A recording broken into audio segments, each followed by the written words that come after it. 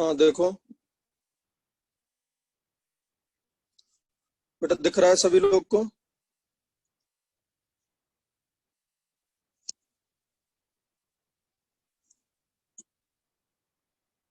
बेटा दिख रहा है ना ये? हाँ सर दिख रहा है। ठीक है, आयोडीनेशन देखो, अगर हमें बेंजीन रिंग में आयोडीन लगाना है तो क्या होगा? सबसे पहली इंपॉर्टेंट बात है, इट इज रिवर्सिबल, है ना? रिवर्सिबल है। Shows primary kinetic hydrogen isotopic effect, ये बहुत इंपॉर्टेंट बात है। Primary kinetic hydrogen isotopic effect. अब primary kinetic hydrogen isotopic effect का मतलब क्या है, ये अभी थोड़ी देर बाद समझाऊंगा, ठीक है? Iodination is carried out in presence of oxidizing agent like HNO3 or HiO3 or H2O2 to remove Hi as soon as it formed. तो देखो C6H6 का रिएक्शन अगर आप आयोडीन से कराओगे तो C6H5I प्लस Hi निकल जाएगा, मतलब H की जगह I आ गया। लेकिन जो Hi है वो 5Hi HiO3 के साथ I2 में कन्वर्ट कर देंगे। आप समझना ध्यान से बेटा, ली चैटेलियर प्रिंसिपल के हिसाब से इसमें मैं 3-4 बातें समझनी है ध्यान से, तो समझना कि अगर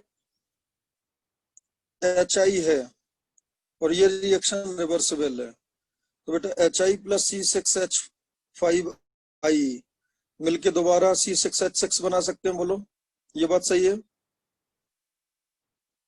बोलो बेटा, हाँ सर।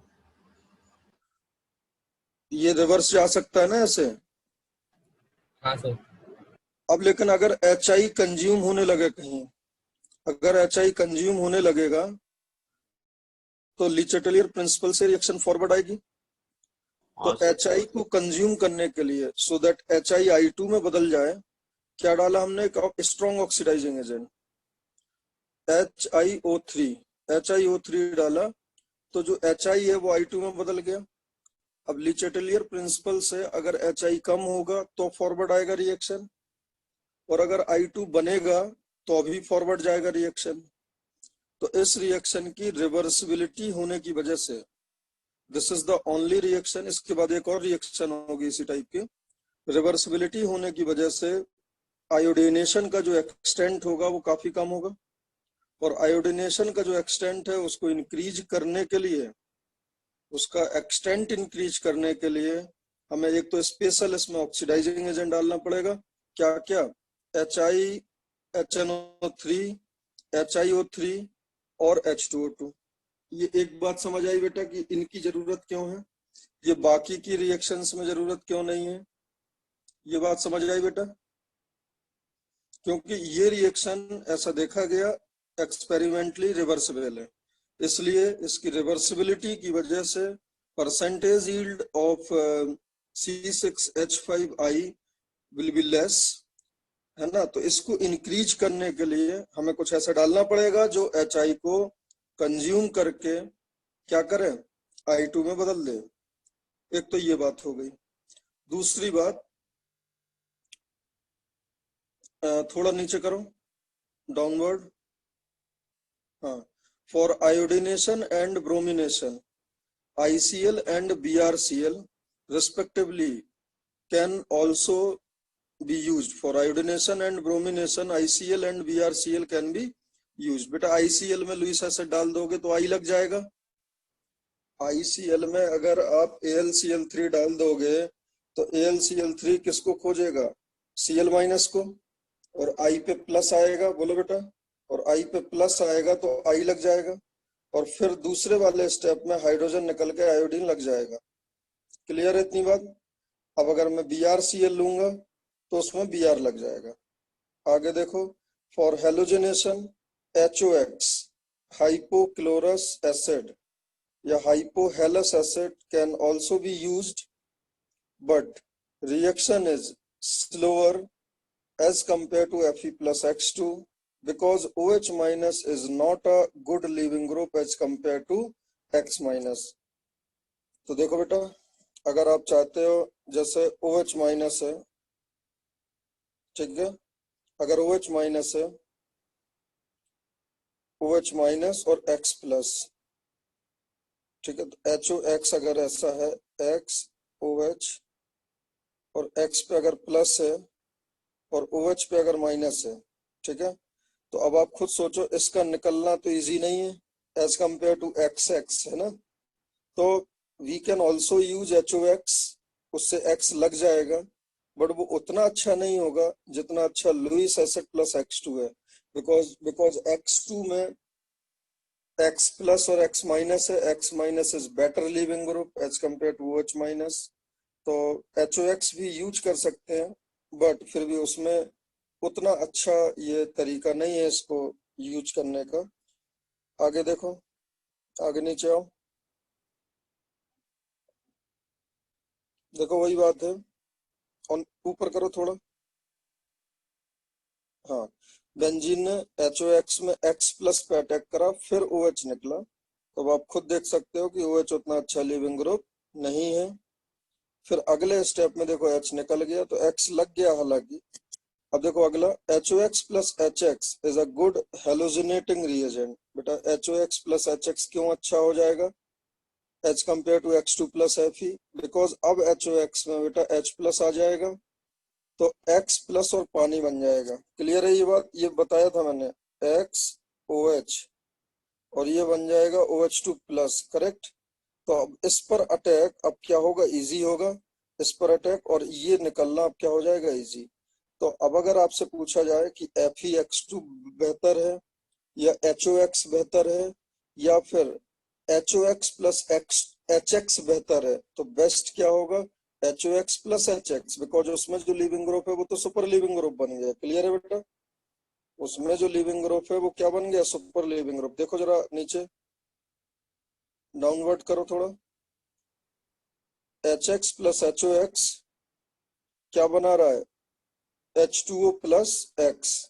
अब इस X पे अटैक करा तो अब क्या निकल रहा है, H2O निकल रहा है, तो ये बेहतर लिविंग ग्रुप है। ये बेहतर लिविंग ग्रुप होने से ये तो Cl माइनस से भी अच्छा लिविंग ग्रुप है, तो जो स्पीड है इसका वो काफी अच्छा हो जाएगा और ये रिएक्शन काफी फास्ट होने लगेगी। तो बेटा जेई में क्वेश्चन आ सकता है कि अगर आपको बेंजीन में X लगाना है तो विच इज बेटर और which is best halogenating reagent, HOX plus HX, उसके बाद Fe प्लस X2 और उसके बाद HOX ओनली। बेटा ये बात समझ आ गई, बोलो बेटा। हाँ सर।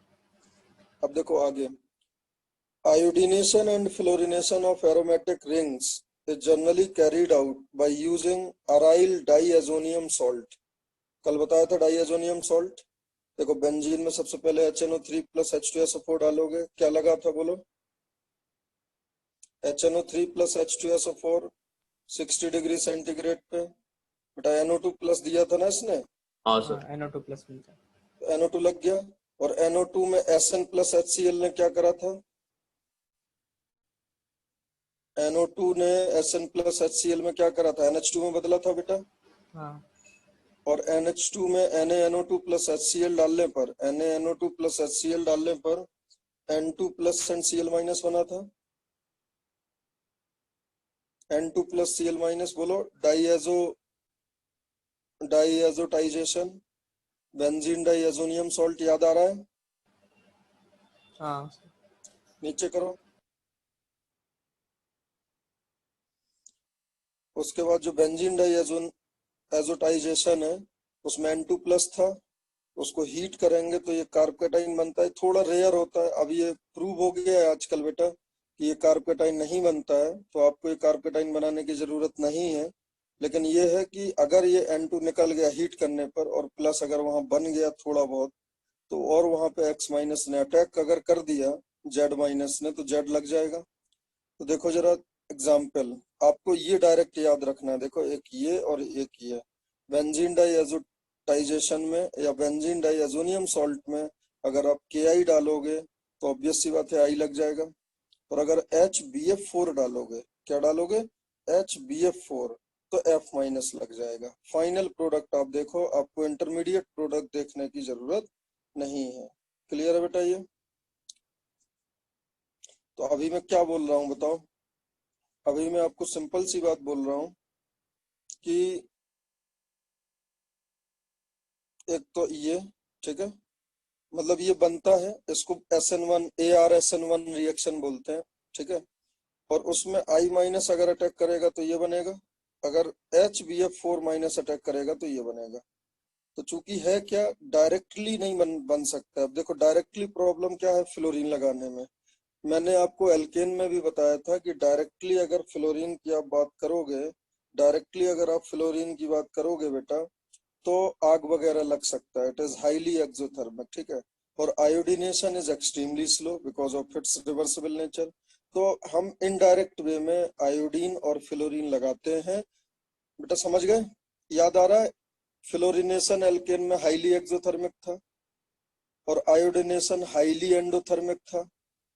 बोलो बेटा। तो हाईली एक्सोथर्मिक और हाईली एंडोथर्मिक था, इसलिए आपको याद होगा क्लोरिनेशन और ब्रोमिनेशन की हमने चर्चा करी थी। सिर्फ हमने क्लोरिनेशन और ब्रोमिनेशन की चर्चा करी थी, जिसमें क्लोरिनेशन ज्यादा रिएक्टिव था और ब्रोमिनेशन ज्यादा सिलेक्टिव था। क्लियर है बेटा ये बात? बोलो। Yes sir. हाँ अब नीचे करो बेटा थोड़ा। अब देखो ये वही रिएक्शन नहीं है जो कल मैंने बताई थी। ये NH2 है, ये NH2 है ना, एनिलीन। इसमें NaNO2 प्लस HCl डाला, N2 plus plus Cl minus बना। बोलो। उसके बाद कल मैंने आपको बताया था अगर बॉइलिंग वाटर होगा तो OH लग जाएगा, अगर H3PO2 होगा तो बेंजीन बना था। बोलो। और अगर HX के साथ CuX है तो X लग गया था, HCN के साथ CuCN है तो CN लग गया, और HX के साथ Cu है तब भी X लगा था। बेटा ये बताया था सब कुछ। बोलो। बताओ बेटा। ये रिएक्शन मैंने कल बताई थी आपको। H3PO2 से बेंजीन, हाँ हाँ बताइए तो बेटा। बॉइलिंग वाटर से OH, HX plus CuX X लगेगा, HCN प्लस CuCN Cn लगेगा, HX प्लस Cu अकेला ले लो तब भी X लग जाएगा। जब Cu अकेला लेते हो तो उस रिएक्शन को बोलते हैं गाटरमैन रिएक्शन, और जब CuX के साथ HX लेते हो तो उसको बोलते हैं सेंडमेयर रिएक्शन। बेटा ये दोनों विद नेम रिएक्शन बहुत इंपॉर्टेंट है। ये एग्जाम में कई बार आता है कि भाई सेंडमेयर रिएक्शन क्या है, ठीक है, और गाटरमैन रिएक्शन क्या है। डायरेक्टली क्वेश्चन आता है तो आपको क्या लिखना होगा, बेंजीन डाइएजोनियम सॉल्ट में आप क्या डालो, HX प्लस CuX, तो X लगेगा, दिस इज सेंडमेयर। CuX के साथ चाहिए, जब CuX के साथ HX होगा तो सेंडमेयर, जब Cu के साथ HX होगा, जब Cu ओनली होगा तो गाटरमैन। और H3PO2 में H लग जाता है, बॉइलिंग वाटर में OH लग जाता है, और अभी अभी हमने देखा बेटा Ki में क्या लग जाएगा, I, और HBF4 में क्या लग जाएगा, F। बेटा समझ आ गई 7-8 रिएक्शन?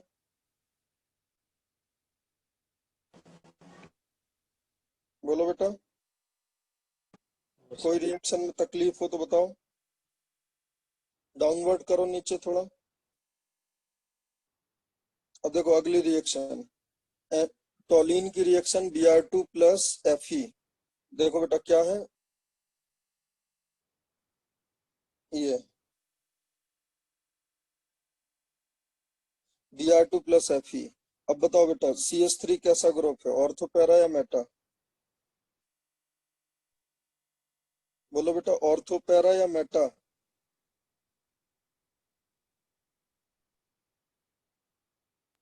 सो ऑर्थो पैरा। कल सिखाया था, ऑर्थो पैरा है ना। तो देखो इसके प्रोडक्ट क्या क्या बने, इसके प्रोडक्ट क्या क्या बने देखो। एक तो तो क्या बनेगा लग, एक एक तो और बेटा से। ऑर्थो पे Br लग गया, बोलो, और एक पैरा पे Br लग गया। अब देखो इनका जो बॉइलिंग पॉइंट है, एक का है 180 डिग्री सेंटीग्रेड और एक का है 185 डिग्री सेंटीग्रेड। तो बताओ क्या इनको सेपरेट करना इजी होगा, क्योंकि बॉइलिंग पॉइंट में डिफरेंस बहुत कम है, तो फ्रैक्शनल डिस्टिलेशन से सेपरेट हम नहीं कर सकते हैं, बोलो। अरे बताओ भाई। हाँ सर। इसलिए ये इसमें परसेंटेज यील्ड किसी एक को बनाना है तो अच्छा नहीं है ना, क्योंकि आपको ऑर्थो अगर बनाना है तो उसमें पैरा भारी मात्रा में होगा, और पैरा अगर बनाना है तो उसमें ऑर्थो होगा, तो नॉट पॉसिबल टू सेपरेट। नीचे करो। हाँ आगे देखो जरा। Diazotization can also be used for the preparation of pure ortho and pure isomer of chloro और ब्रोमो। अब समझ गए ऊपर वाले केस में क्या दिक्कत था। ब्रोमो ऑर्थो और ब्रोमो पैरा जो टॉलिन था उनका लगभग सेम था, तो उनको सेपरेट करना इजी नहीं था। यहाँ देखो, अब अगर आपने टॉलिन का रिएक्शन कराया HNO3 प्लस H2SO4 से, ध्यान से देखना, तो यहाँ पे भी बेटा पैरा प्लस ऑर्थो बनेगा, बिकॉज टॉलिन तो यार ऑर्थो पैरा है ना, तो NO2 कहाँ लगेगा, ऑर्थो एंड पैरा पे। अब इनका बॉइलिंग पॉइंट एक्सपेरिमेंटली क्या मिला, इनका बॉइलिंग पॉइंट बेटा मिला देखो 220 और 200। अब ठीक ठाक डिफरेंस है, बोलो। 20 डिग्री हाँ सेंटीग्रेड का डिफरेंस है, वहां 5 डिग्री सेंटीग्रेड का डिफरेंस था, तो वहां पे इजीली सेपरेट होगा या यहाँ इजीली सेपरेट होगा फ्रैक्शनल डिस्टिलेशन से, यहाँ यहाँ पर डिस्टिलेशन पे यहाँ पे इजीली सेपरेट होगा। तो ये दोनों को सेपरेट कर लिया हमने फ्रैक्शनल डिस्टिलेशन से। फ्रैक्शनल डिस्टिलेशन से दो अलग अलग कंटेनर में सेपरेट करने के बाद उसमें SnHCl डाल दिया। SnHCl डाल देंगे तो बेटा दोनों कंटेनर का जो NO2 है वो NH2 में बदल जाएगा, और फिर NaNO2 प्लस HCl डाल दिया दोनों कंटेनर में अलग अलग, तो दोनों N2 प्लस में बदल जाएंगे Cl माइनस में, और उसके बाद दोनों कंटेनर में बेटा क्या डाल दिया HBr प्लस CuBr, तो N2 प्लस की जगह दोनों जगह क्या आ जाएगा Br, और दोनों देखो अलग अलग कंटेनर में आ गए, दोनों सेपरेट हो गए। तो बेटा पता है ये क्वेश्चन अगर जेईई एडवांस में आ जाएगा ना, सब बच्चे गलत कर देंगे कि pure ortho and para bromo टॉलिन बनाने का कौन सा मेथड ज्यादा अच्छा है, प्रीवियस वाला या ये वाला। बच्चों को चमकेगा ही नहीं कि कौन सा ज्यादा बेहतर है, बच्चों को तो ये लगेगा ना वहां डायरेक्ट ऑर्थो पैरा बन रहा है ना, और उनका FD कर दो, जबकि एक्सपेरिमेंटली वहां पे FD संभव नहीं है। क्यों? क्योंकि बॉइलिंग पॉइंट में डिफरेंस बहुत कम है, इसलिए जो ज्यादा बेहतर मेथड होगा वो ये वाला मेथड होगा। पहले आप नाइट्रेशन करो, फिर आप एनिलीन बनाओ, फिर आप N2 प्लस बनाओ, फिर आप उसका क्या कराओ, सेंड में रिएक्शन कराओ। बेटा समझ आ गया दोनों में से कौन सा ज्यादा बेहतर होगा। हाँ सर। ये बहुत प्यारा क्वेश्चन है, और ये जेईई आएगा, मैं बता रहा हूँ। जिसने नहीं करा वो बेटा उसकी AIR1 भी आनी होगी ना, वो भी गलत कर देगा। बिकॉज आप सोचो यहाँ पे एक ऐसा फैक्ट की यूज हो रहा है जो कि बच्चों को पता होना इम्पॉसिबल है। बच्चों को कैसे पता चलेगा कि ऑर्थो ब्रोमो और पैरा ब्रोमो टॉलिन में जो बॉइलिंग पॉइंट का डिफरेंस है वो सिर्फ 5 यूनिट का है, बहुत कम है, जबकि नाइट्रो में 20 यूनिट का डिफरेंस है, तो ये ज्यादा अच्छा होगा। और नीचे करो बेटा, देखो एक बहुत प्यारा क्वेश्चन है, convert Meta nitro benzene to bromo benzene. साफ साफ कह रहा है मेटा नाइट्रो बेंजीन, तो बेटा ये मेटा नाइट्रो बेंजीन है, दिख रहा है ये। मेटा नाइट्रो बेंजीन को किस में कन्वर्ट करना है, सिर्फ ब्रोमो बेंजीन में। इसका मतलब आपको NO2 आपको NO2 हटाना है, बोलो। Yes sir. अब NO2 हटाना है तो पहले उसको NH2 में बदल दो, फिर NaNO2 प्लस HCl डाल दो, उसके बाद H3PO2 डाल दो। बेटा चमका ये, अरे बोलो बेटा। Yes sir. Because N2 plus को अगर आपको H में बदलना है तो उसकी दवा क्या थी, H3PO2। अब खुद सोचो बेटा, अगर हमें यहाँ पे NO2 की जगह फाइनली OH लाना होता तो हम लास्ट स्टेप में क्या करते हैं, बॉइलिंग वाटर डाल देते हैं। हाँ अगर हमें NO2 की जगह Br लाना होता तो लास्ट स्टेप में हम क्या कर देते हैं, CuBr प्लस HBr डाल देते हैं। अगर हमें लास्ट स्टेप में F लगाना होता तो हम HBF4 के साथ हीट कर देते। हमें लास्ट स्टेप में अगर NO2 की जगह, समझ रहे, I लगाना होता तो हम KI के साथ हीट कर देते। अगर हमें CN लगाना होता तो हम क्या करते, CuCN प्लस HCN के साथ हीट कर देते। बेटा चमक गई ये बात। हाँ नेक्स्ट,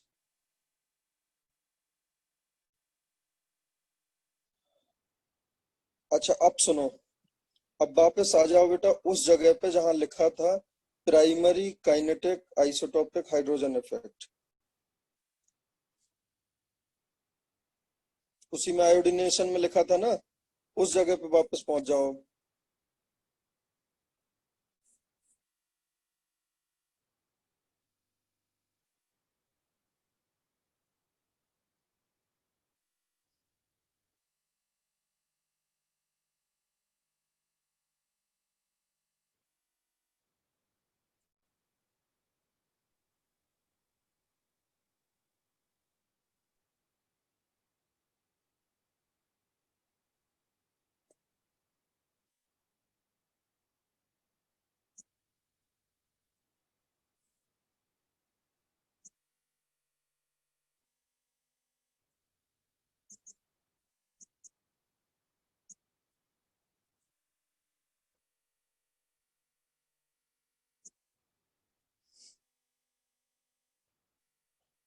हाँ देखो बेटा, अब समझो ध्यान से, प्राइमरी काइनेटिक आइसोटोपिक इफेक्ट क्या है।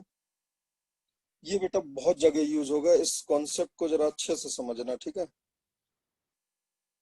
अच्छा एक बात तो सबसे पहले आप ये समझ लो, सबसे पहले आप ये समझो, एक मैं आपसे क्वेश्चन पूछ रहा हूँ, ठीक है।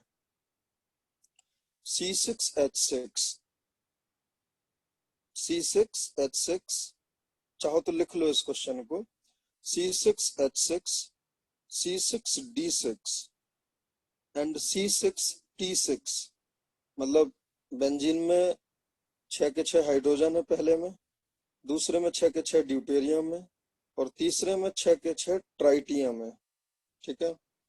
इनका EAS का ऑर्डर क्या होगा।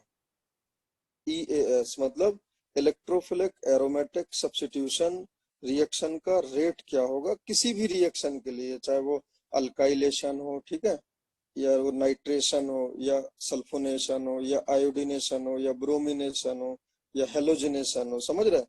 तो इनका रेट क्या होगा, सबसे पहले तो ये फील करो, पहले आप पहले सॉल्व करो फिर आप बताओ।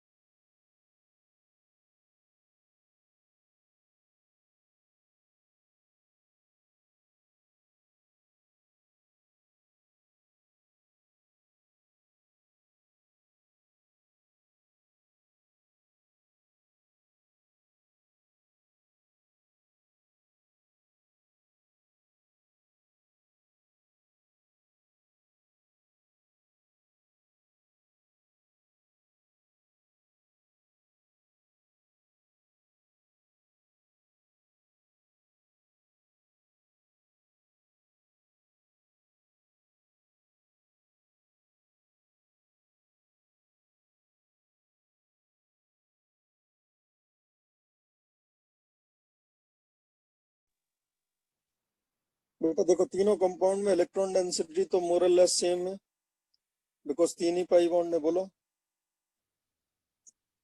इलेक्ट्रॉन डेंसिटी तो सेम है ना तीनों में, बोलो यार।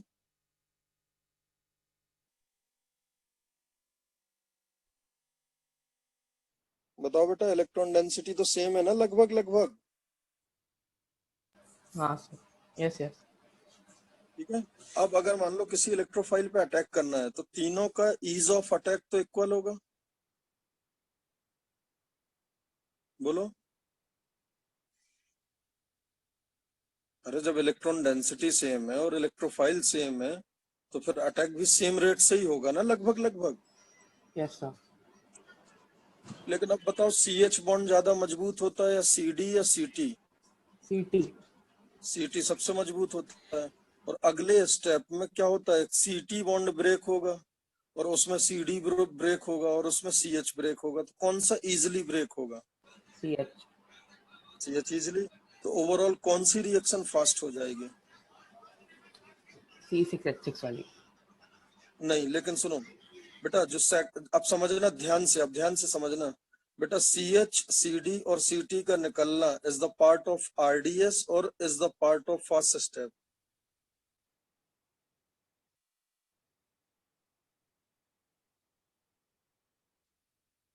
बोलो, EAS में RDS कौन सा था? EAS में RDS कौन सा था बेटा, बताओ? CT वाला. अरे पहला स्टेप था ना, फॉर्मेशन ऑफ कार्ब कैटाइन। अरे लॉस ऑफ एरोमेटिसिटी। हाँ sir, हाँ हाँ. बोलो। सर उसमें कार्ब कटायन ना H सबसे ज्यादा स्टेबलाइज करेगा ना? बेटा वो तो लगभग स्टेबल होंगे ना, इक्वल। H क्यों करेगा? वो तो T वाला हल्का से ज्यादा करेगा। बट सर हाइड्रोजन, हाइड्रोजन से बेटा हाइड्रोजन इज मोर इलेक्ट्रोपॉजिटिव ना, sorry tritium is more electropositive ना। Sir hyperconjugation H better दिखाता है ना? या तो वहाँ हाइपर कॉन्जुगेशन है कहाँ बेटा? सर जिस जिस कार्बन पे प्लस है, ठीक है, जिस कार्बन पे प्लस है वो रेजोनेंस स्टेबलाइज है ना, वो एक ही तो हाइड्रोजन है वहाँ। हाँ sir. Electron density almost same है। पहला स्टेप जो होता है वो ऑलमोस्ट सेम होता है, और अगर उनका RDS ही सेम हो गया तो रिएक्टिविटी ऑर्डर अप्रोक्सीमेटली सेम होता है। C6H6, C6D6 और C6T6 का जो रिएक्टिविटी ऑर्डर होता है वो लगभग सेम होता है। वो लगभग क्या होता है? सेम होता है। वो इसलिए क्योंकि उनका RDS सेम हो रहा है। फास्ट स्टेप फास्ट होने से कोई अंतर नहीं पड़ता, ये तो मालूम है ना। कोई रिएक्शन ओवरऑल अगर फास्ट करानी है तो RDS को फास्ट कराना होता है ना। हाँ सर। तो देखो बेटा, ऐसा ऑब्जर्वेशन है कि C6H6, C6D6 और C6T6 इन तीनों का EAS के लिए रिएक्टिविटी का जो ऑर्डर होता है, मैं ये नहीं बोल रहा हूँ इक्वल होता है, but it is approximately equal. It is approximately equal. But in case of sulphonation and iodination, अब ध्यान से सुनो, but in case of sulfonation and iodination, second step RDS हो जाता है बेटा। सेकंड स्टेप क्यों हो जाता है? अब समझो, फील करो इस चीज को ध्यान से बेटा। जो हाइड्रोजन निकलता है सेकंड स्टेप में, उसी पे अपकमिंग इलेक्ट्रोफाइल जुड़ा होता है। बोलो, आप देखो यहाँ पे बेटा, जो जहां पे I जुड़ा है वहीं का हाइड्रोजन निकल रहा है सेकंड स्टेप में। तो अब अगर I बहुत बल्की है, अगर I बहुत बल्की ग्रुप है, तो इस हाइड्रोजन का निकलना कठिन हो जाएगा ना। बोलो बेटा, बात समझ आ रही है नहीं? तो आप क्या बोले, I बल्कि ग्रुप है तो? अगर I बहुत बड़ा ग्रुप हो जाएगा तो बेटा वो कुछ ऐसे होगा ना, देखो ऐसे I ये है और यहाँ छोटा सा H है, तो इसका निकलना कठिन हो जाएगा ना। हाँ. तो ये किस केस में होता है? जब दो बल्की ग्रुप हो, लाइक आयोडीन एंड SO3H। तो आयोडीन और SO3H में, आयोडीन और SO3H में बेटा क्या होता है? आयोडीन और SO3H में क्या होता है? ये ग्रुप इतना बल्की हो जाता है, लगा हुआ ग्रुप, कि हाइड्रोजन का निकलना काफी कठिन हो जाता है। और अगर हाइड्रोजन का निकलना काफी कठिन हो गया और अगर यही RDS हो गया, तो फिर तो डिपेंड करने लगा ना, CH निकल रहा है या CD या CT। तो हाइड्रोजन की जगह अगर ड्यूटेरियम डाल रहे हो, ट्राइटियम डाल रहे हो, तो किसमें बेटा कोई अंतर नहीं पड़ रहा रिएक्टिविटी में? किसमें अंतर नहीं पड़ रहा है? किसी भी रिएक्शन में अंतर नहीं पड़ रहा है other than iodination and sulphonation. बोलो। बट आयोडीनेशन एंड सल्फोनेशन में अंतर पड़ रहा है ना, हाइड्रोजन और ड्यूटेरियम की जगह। तो बेटा जब हाइड्रोजन की जगह ड्यूटेरियम डालने पर रेट में रेट में बहुत ज्यादा अंतर ना पड़े तो उसको बोलते हैं सेकेंडरी प्राइमरी, मतलब सेकेंडरी काइनेटिक आइसोटोपिक इफेक्ट। जब कोई अंतर ना पड़े तो क्या होगा, सेकेंडरी काइनेटिक आइसोटोपिक इफेक्ट। और जब रेट पे अंतर पढ़ने लगे तो कहलाता है प्राइमरी काइनेटिक आइसोटोपिक इफेक्ट। अब यहाँ पे आइसोटोपिक इफेक्ट का क्या मतलब है, यहाँ पे बेटा आइसोटोपिक इफेक्ट का मतलब है कि आपने हाइड्रोजन की जगह ड्यूटेरियम डाल दिया है और रेट में सिग्निफिकेंट डिक्रीज हो जाएगा। बेटा बात समझ आई है, ये बात समझ आई सभी को? तो देखो, iodination is a reversible and shows primary kinetic hydrogen isotopic effect. बेटा बताओ प्राइमरी क्यों है? क्योंकि बेटा आयोडीनेशन के केस में which is your RDS, hydrogen का निकलना ही तो आरडीएस है। तो अब अगर हाइड्रोजन की जगह ड्यूटेरियम कर दोगे और ट्राइटियम कर दोगे तो उनका निकलना, अब उनका रेट अलग अलग हो जाएगा। और इन केस ऑफ आयोडीनेशन वो क्या है, आरडी स्टेप है। In case of iodination and sulfonation, it is RDS। बाकी सारी इलेक्ट्रोफिलिक एडिशन में कौन सा वाला RDS था, पहला स्टेप। बेटा समझ आया प्राइमरी काइनेटिक आइसोटोपिक इफेक्ट क्यों लिखा है? हाँ पार्थ एक बार तुम बताओ क्या समझे हो तुम primary kinetic isotopic hydrogen isotopic effect का मतलब?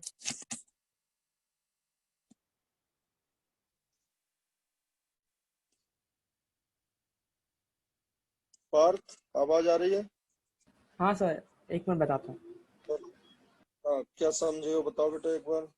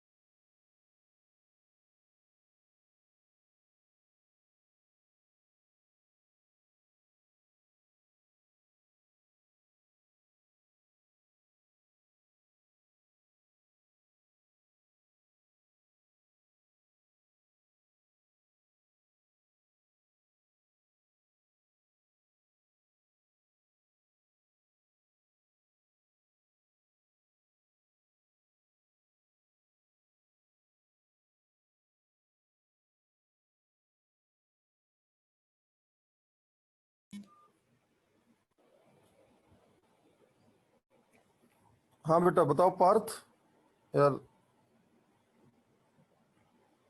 हेलो, आवाज आ रही है? हाँ सर।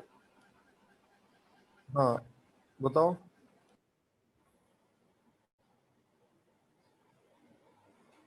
समझ आया या नहीं? प्राइमरी काइनेटिक आइसोटोपिक इफेक्ट एक सिंगल लाइन में बताओ। क्योंकि प्राइमरी में इफेक्ट्स होते हैं और सेकेंडरी में नहीं, लाइक में क्या इफेक्ट होते हैं? अरे किसी रिएक्शन में सुनो, किसी रिएक्शन में हाइड्रोजन की जगह ड्यूटेरियम डाल दो। समझना ध्यान से, किसी भी रिएक्शन में हाइड्रोजन की जगह ड्यूटेरियम डाल दो, ठीक है, और उसमें रिएक्शन का रेट चेंज हो जाए, अच्छा खासा 3 से 4 गुना हो जाए, ठीक है, तो इसका मतलब आइसोटोप का इफेक्ट है वहां, अच्छा खासा है ना, हाँ। तो प्राइमरी इफेक्ट। और जब हाइड्रोजन की जगह ड्यूटेरियम डालने पर रेट में कोई अंतर ना पड़े, लगभग सेम हो, मतलब 1 से 1.5 गुना हो, बस मतलब लगभग उतना ही हो, तो उसको बोलेंगे सेकेंडरी इफेक्ट। तो अब बताओ, जो जो क्लोरीनेशन रिएक्शन है उसमें प्राइमरी इफेक्ट होगा या सेकेंडरी इफेक्ट होगा? क्लोरीनेशन में हाइड्रोजन की जगह ड्यूटेरियम डालोगे तो कोई अंतर नहीं पड़ेगा ना, बिकॉज क्लोरीनेशन में हाइड्रोजन और ड्यूटेरियम और ट्राइटियम का निकलना आरडीएस ही नहीं है।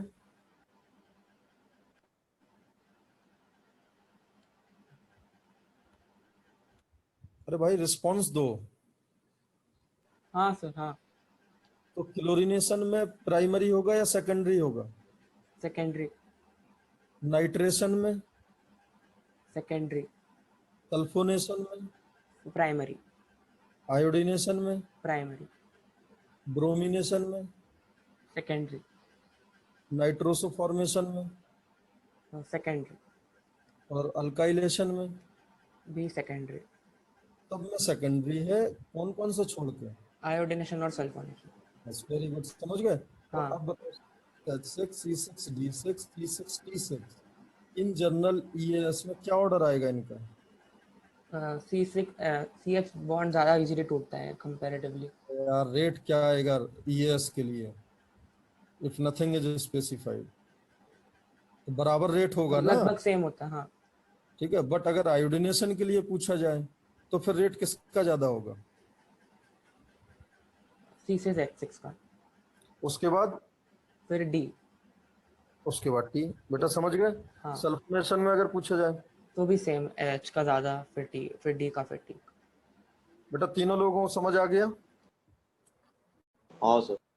चलो परफेक्ट। अब आ जाओ सल्फोनेशन में। सल्फोनेशन पे आओ, डाउनवर्ड।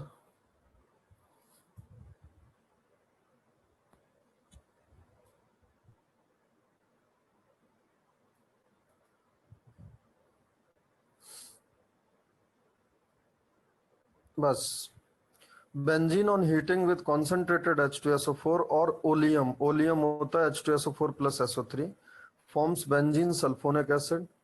इलेक्ट्रोफाइल इज SO3 और SO3H। The reaction is reversible and shows moderate primary kinetic isotopic hydrogen effect. बात वही आ गई निकल के, बोलो। ये भी रिवर्सिबल है, रिवर्सिबल है, इसमें भी अब सेकंड स्टेप आरडीएस हो गया। अरे समझ गए ना? इलेक्ट्रोफाइल कैन बी SO3 और SO3H, ये तो बता दिया था SO3H प्लस कैसे बनता है ना। और अगर SO3 फ्री पड़ा है, ओलियम, ओलियम क्या होता है? H2SO4 प्लस SO3 का मिक्सचर, तो या तो SO3 पे अटैक करके SO3H लग जाएगा या फिर SO3H पे अटैक करके लग जाएगा। और डाउनवर्ड करो, ये मैंने समझा दिया था आपको लास्ट क्लास में, ये सुनो, बोलो बेटा। हाँ, दोनों आइडेंटिकल है, कोई भी किसी को। Okay, downward. अब देखो फ्रीडल क्राफ्ट अल्काइलेशन, जो अल्काइलेशन रिएक्शन कल मैंने बताया था कि R पे Cl ले लो, AlCl3 लगा दो और R लगा दो, याद आ रहा है? उसका उसका डिटेल्ड फॉर्मेट, ठीक है। Benzene on heating with alkyl halide RX in presence of Lewis acid catalyst like anhydrous AlCl3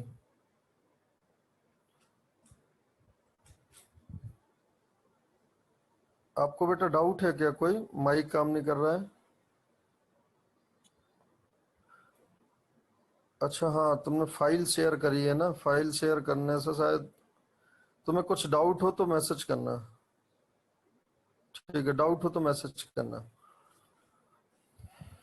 Benzene on heating with alkyl halide RX in presence of Lewis acid catalyst like anhydrous AlCl3, FeCl3, BF3 etc. forms alkyl benzene. ठीक है, arenes बोलते हैं। The electrophile is carbocation which is formed due to the acid base reaction between RX and Lewis acid। बेटा RX और Lewis acid में Lewis acid किसको खींच लेता था? X माइनस को। तो R पे क्या आ जाता था? Partial plus. उस पे बेंजीन अटैक कर देता था, तो फाइनली बेंजीन में क्या लग जाता था?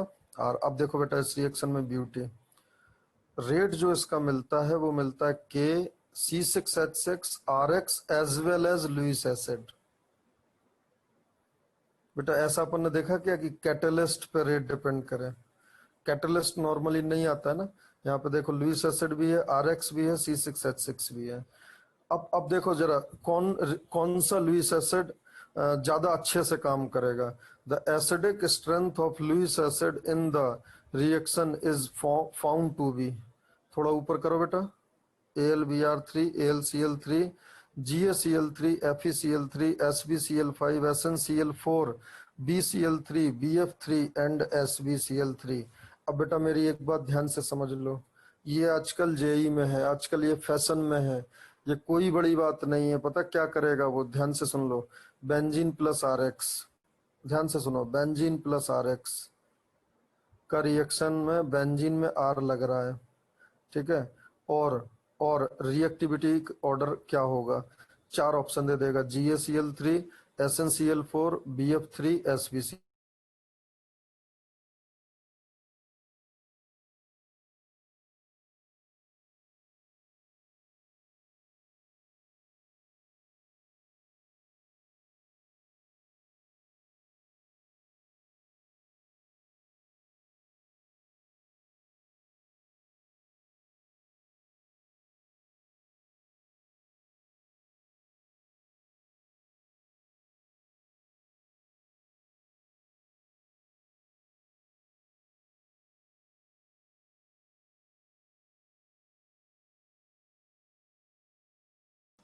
सर आवाज चली गई।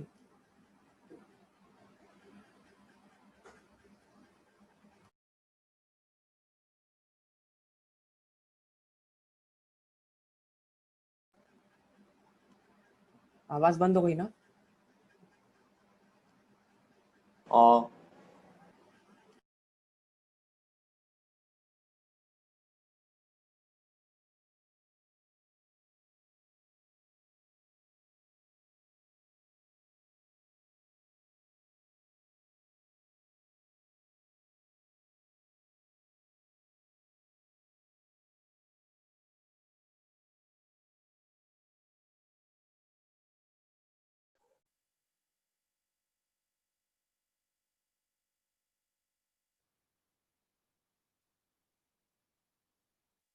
बेटा आवाज आ रही है मेरी?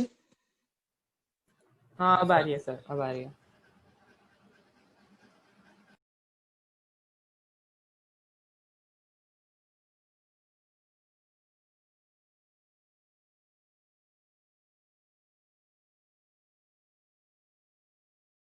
ऑर्डर है, ये एक्सपेरिमेंटल फैक्ट है। देखो AlCl3, AlCl, AlBr3, फिर AlCl3, फिर GaCl3, फिर FeCl3, फिर SbCl5, देखो उसके बाद SnCl4, उसके बाद BCl3, फिर SbCl3, फिर BF3। बेटा ये बिल्कुल एज इट इज रट लेना, जेई में आजकल फैशन में है ये क्वेश्चन, और ये डायरेक्ट आ सकता है। फिर बाद में बच्चे बोलते हैं इन्फॉर्मेटिव ज्यादा आ गया। इन्फॉर्मेटिव ऐसा भी नहीं आता है, फिक्स चीजें होती हैं, क्या वो पूछ सकता है। ठीक है, तो अब बताओ जरा, AlCl3 में रिएक्शन ज्यादा अच्छी होगी या BF3 में ज्यादा अच्छी होगी ये रिएक्शन? बोलो। AlCl3। LCl3 में। डेफिनेटली AlCl3 यार, है ना? हाँ इनफैक्ट पता जेई में ये आ भी चुका है और इसका अभी बहुत बढ़िया यूज होगा आगे, मतलब मजा आ जाएगा आपको। एक तो इतना जबरदस्त क्वेश्चन आएगा, इसी फैक्ट पे बेस्ड होगा, ठीक है।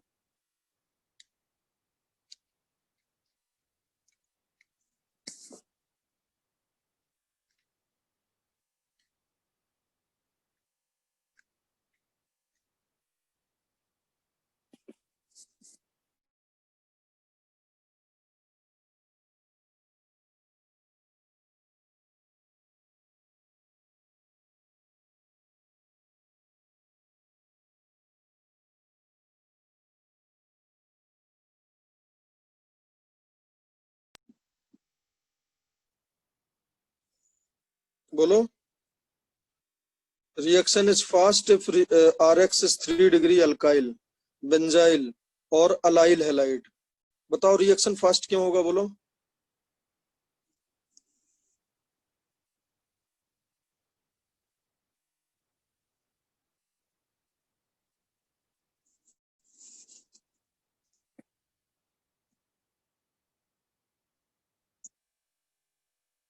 बेटा आवाज नहीं आ रही क्या? सर बीच बीच में जा रही है, कार्ब का टैंक स्टेबल बनेगा ना। हाँ ठीक है, अभी 2 मिनट रुको, थोड़ा सा इलेक्ट्रिसिटी का इश्यू हुआ था, अभी सही हो जाएगा बस 1 मिनट में। तो reaction is fast if RX is 3 degree alkyl, benzyl or allyl halide because ionization of these halide result in the formation of stable carbocation. In case of 1 degree RX, बेटा ये नोट करने वाली बात है, in case of 1 degree RX, free carbocation is not released and attack occur from the acid base complex only. बेटा ये बात समझ आ रही है? ये मैं फर्स्ट डे से बता रहा हूँ कि अगर लीनियर 1 डिग्री है तो कार्बोकेटाइन मत बनाना। बोलो बेटा, अगर लीनियर हाँ 1 सर। डिग्री है तो कार्बोकेटाइन नहीं बनाना है। अब देखो ETCl है, क्या हम उसका फ्री कार्बोकेटाइन बनाएंगे? नहीं बनाएंगे, हम क्या बनाएंगे? Partial positive charge. और देखो इथाइल लग गया, तो अब इथाइल लगा अगर, तो बताओ फ्री कार्बोकेटाइन बन के लगा या फिर कॉम्प्लेक्स पे अटैक करके लगा? बोलो बेटा।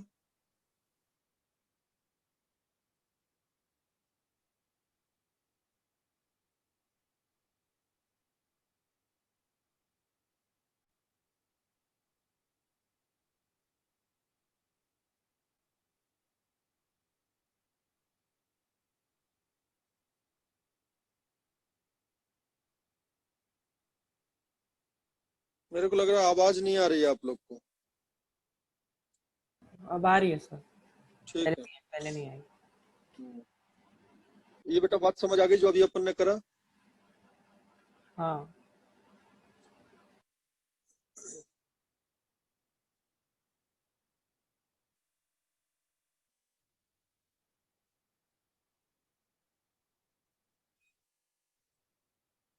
एक बार ये देख लो, इसमें कोई डाउट हो तो।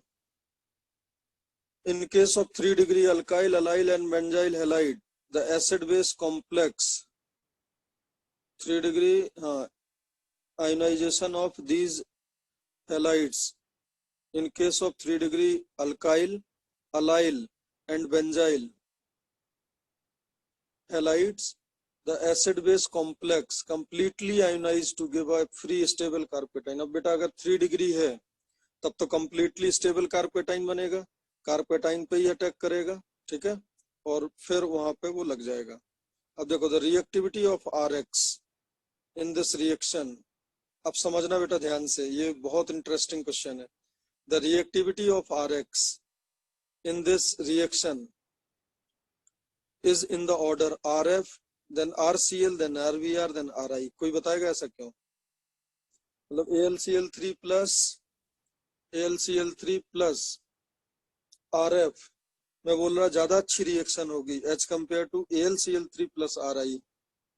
तो बताओ कब ज्यादा अच्छी रिएक्शन होगी? जब AlCl3 में F माइनस जल्दी कॉम्प्लेक्स बनाएगा ना बेटा, strength of ligand F minus जल्दी कंबाइन होता है बेटा, समझ पा रहे हो ये बात? तो एक और बताओ ना, क्या बोल रहे, समझा नहीं। मैं ये बोल रहा हूँ RF है, उसमें लुईस एसिड डाला, तो लुईस एसिड जब तक F को नहीं उठाएगा तब तक ये रिएक्शन नहीं होगी, हाँ और F को लुईस एसिड उठाए, आप ऐसे बोलो, या फिर F लुईस एसिड के साथ कंबाइन होके कॉम्प्लेक्स बनाए। अगर F माइनस का लुईस एसिड के साथ कॉम्प्लेक्स फॉर्मेशन इजी होगा तो रिएक्शन फास्ट हो जाएगी। हाँ तो जो कॉम्प्लेक्स फॉर्म करने की टेंडेंसी होती है वो F माइनस की सबसे ज्यादा होती है, क्योंकि उसका साइज स्मॉल है। साइज स्मॉल है तो बनने वाले बॉन्ड क्या होंगे, पावरफुल। हाँ समझा। तो फिर जो रिएक्टिविटी रेट है वो क्या होगा, RF में सबसे ज्यादा होगा और सबसे कम होगा RI में। अब देखो कितना प्यारा क्वेश्चन है। देखो एक आपको 1 डिग्री हैलाइड है जिसमें एक तरफ लगा है फ्लोरीन और एक तरफ लगा है क्लोरीन, और उसमें क्या डाल दिया, BCl3। अब बताओ BCl3 लुईस एसिड है, उसको F उठाना है और क्लोरीन उठाना है, बताओ अब क्या उठाएगा वो, एफ। F उठाएगा, तो वो F वाले टर्मिनल से जुड़ा। चमक गया बेटा ये चीज, हाँ हाँ बहुत प्यारा रिएक्शन है ये। Usually di halide and tri halide when all halogens are the same reacts with more than one new molecule of aromatic compound, it is generally not possible to stop the reaction at earlier। अगर बेटा दोनों ये chlorine same होते तो फिर एक aromatic ring इस side से अटैक करता, एक एरोमेटिक रिंग उस साइड से अटैक करता और दोनों को जोड़ देता। समझ गए, अगर दोनों सेम होते। अगर दोनों सेम है तो रिएक्शन को रोकना बहुत कठिन होता है, बट अगर डिफरेंट है और आपने एक ही इक्विवेलेंट यूज करा तब तो हो ही जाएगा। नीचे करो थोड़ा। अब देखो ये बात कर रहे थे, एक एरोमेटिक रिंग है और CH2Cl है और AlCl3 डाला, तब दोनों तरफ बेटा क्लोरीन है, तो एक तरफ का क्लोरीन लेगा एक मॉलिक्यूल, दूसरे तरफ का क्लोरीन लेगा दूसरा मॉलिक्यूल, और फाइनली क्या लग जाएगा, और CH2 में दोनों तरफ पीएच। बेटा ये बात समझ आई, ये बात समझ आई बेटा। हाँ। अब अगले में देखो 3 क्लोरीन है, तो देखो फाइनली क्या हुआ, तीनों क्लोरीन की जगह 3 पीएच लग गए। तीनों पे लग जाएगा ना। हाँ, अब देखो, अब इमोशनल होके 4 ले लिए, तो बेटा याद रखना, चार चार बेंजीन नहीं लगते हैं एक कार्बन पे। एक कार्बन पे 4 बेंजीन कभी नहीं लगते हैं, याद रखना। एक कार्बन पे 4 बेंजीन कभी मत लगाना। Friedel Crafts alkylation can also be carried out. तो यहाँ पे बेटा 3 लगा के रुक जाना, ठीक है, फिर आगे रिएक्शन ही नहीं होती है। Friedel Crafts alkylation can also be carried out with alkenes and alcohol. बेटा ये बताओ, एल्कीन में अगर H+ डाल दोगे तो क्या बनता था, बताओ जल्दी से। एल्कीन में H+ डाल दोगे तो कार्पेटाइन बनता था ना, हाँ और एल्कोहल में H+ डाल देते थे तो भी कार्पेटाइन बनता था। हाँ तो Friedel Crafts alkylation can also be carried out with alkenes and alcohol in presence of Lewis acid और proton acid like concentrated H2SO4 or anhydrous HF or H3PO4 as catalyst। Alcohol are more reactive than alkyl halide, but more amount of Lewis acid is required compared to RX because some of the catalyst is hydrolyzed by water। देखो बेटा सुनो, alcohol में H+ डाल दिया आपने, समझना ध्यान से। एल्कोहल में H+ डाल दिया तो ROH2+ हुआ, एल्कोहल में H+ डाला तो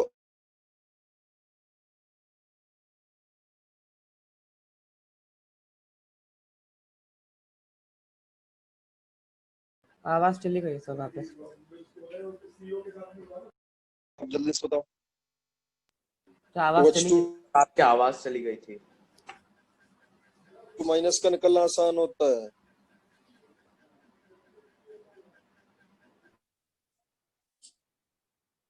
तो बोलो। आवाज चली गई थी बीच में।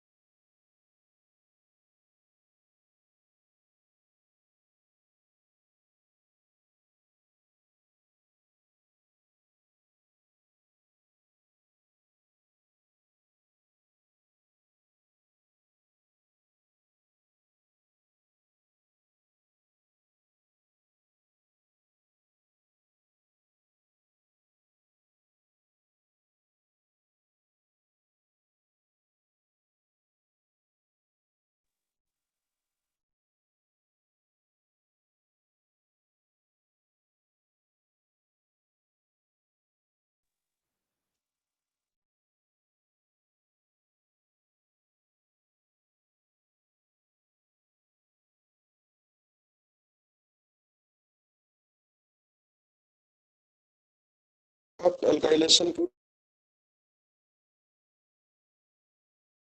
with alkenes and alcohol in presence of Lewis acid or proton acid, like concentrated H2SO4 or anhydrous HF or H3PO4 as catalyst. Alcohols are more reactive than alkyl halide, but more amount of Lewis acid is required. Sir आपकी आवाज cut गई थी। हाँ, ये बेटा जो लिखा है उसको पढ़ लो एक बार, ना समझ आए तो पूछो। जो लिखा है स्क्रीन पे, ये जो स्क्रीन पे लिखा है उसको पढ़ो और समझ आए तो मैसेज डालो।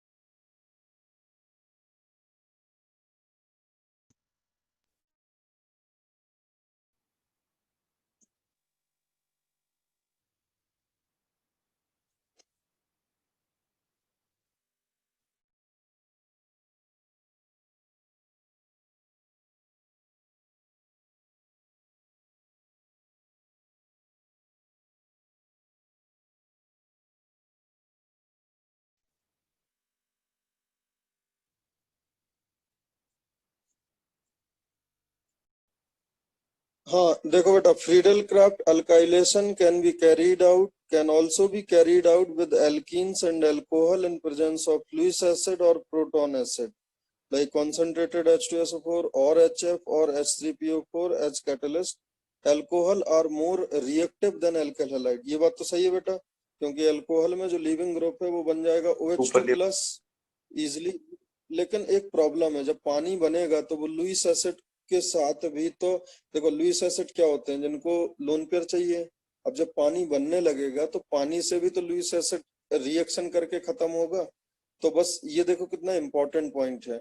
अगर आपसे पूछा जाए कि हमें आर लगाना है बेंजीन में, तो alcohol plus H plus, alcohol H plus along with Lewis acid बेहतर होगा, या फिर RX प्लस लुईस एसिड बेहतर होगा।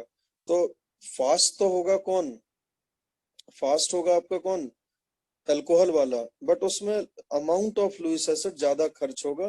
क्यों? क्योंकि कुछ लुईस एसिड किसके साथ रिएक्शन करने लगेगा? पानी के साथ। तो देखो जरा पहला रिएक्शन, बेंजीन प्लस एल्कीन, इसमें डाला AlCl3 प्लस HCl, HCl बना लेगा कार्बकेटाइन। बोलो बेटा, HCl ने कार्बकेटाइन बनाया, AlCl बन जाएगा ना क्यूमीन। नीचे आओ,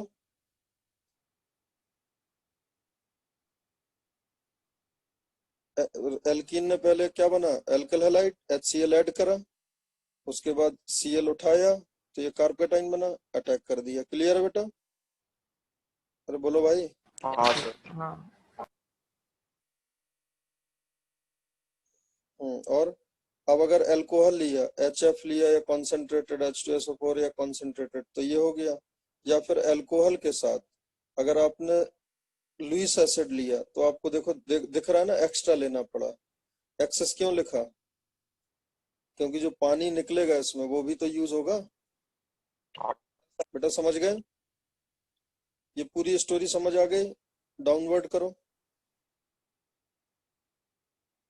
अब देखो ये बहुत प्यारा क्वेश्चन है, ये बहुत प्यारा क्वेश्चन है। देखो बेटा, ये यहाँ पे 3 डिग्री अल्कोहल है और डाला क्या है H+, तो ये OH निकल के यहाँ प्लस आ जाएगा। बोलो, इस वाले कार्बन पे प्लस बन जाएगा ना,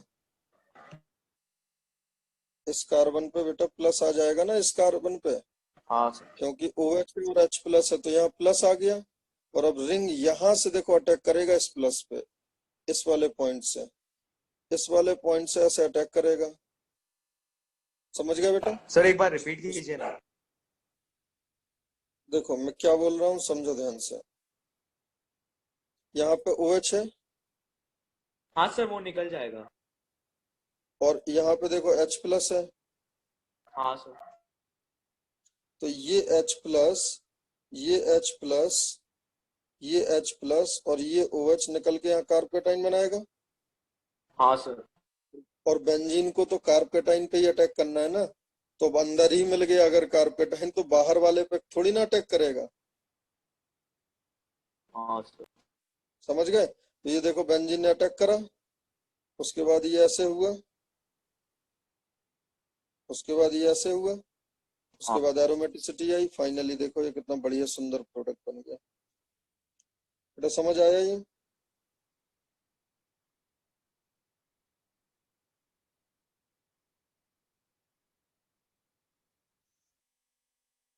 देख लो बेटा, ये अगर कोई डाउट हो तो बताओ। बहुत प्यारा क्वेश्चन है, आजकल फैशन में है ये।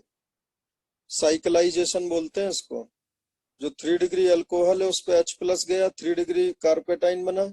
अब 3 डिग्री कार्बोकेटाइन में उसी के बगल वाला बेंजीन रिंग का बगल वाला कार्बन अटैक कर देगा ना, बिकॉज वहां से उसको जोड़ो, 6 मेंबर की रिंग बन रही है। एक हाँ एक दो सर। तीन चार पाँच छह, 6 मेंबर्ड रिंग फॉर्मेशन बहुत बढ़िया होता है ऑर्गेनिक केमिस्ट्री में। और डाउनवर्ड करो। अब बेटा ये बताओ, AlCl3 अगर आप विनाइल क्लोराइड में डालोगे, विनाइल क्लोराइड ये तो क्या यहाँ कार्बोकेटाइन बनेगा? बताओ। Cl हटने के बाद डबल बॉन्ड पे प्लस बनाओगे क्या? बोलो। नहीं नहीं, डबल बॉन्ड पे नहीं बनना। या बेंजीन पे बनाओगे क्या? नहीं या अगर ट्रिपल बॉन्ड होता तो उस पे बनाते क्या? नहीं।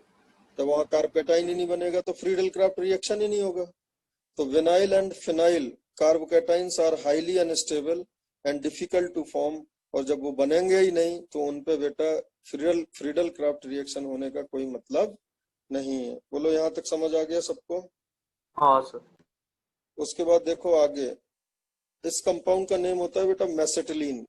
जो बेंजीन में 3 CH3 लगे हैं ना ऑल्टरनेट, हाँ सर, आपने शायद बोला था। हाँ इसका नेम होता है मेसेटिलीन।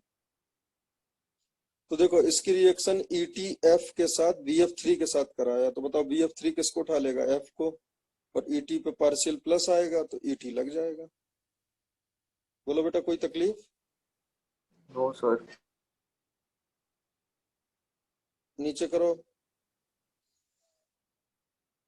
हाँ अब देखो जरा, एक सेकंड, वो जो लिखा है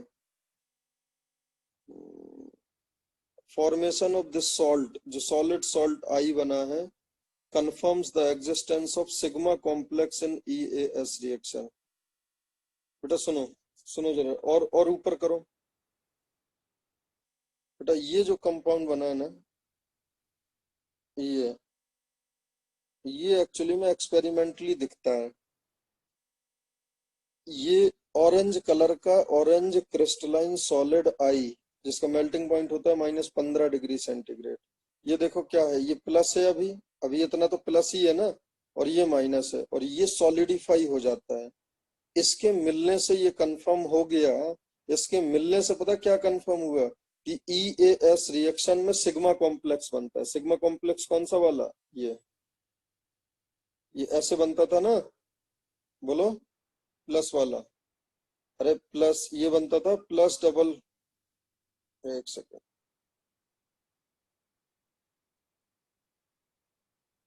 ये जो सिग्मा कॉम्प्लेक्स है, ये दिख रहा है ये वाला,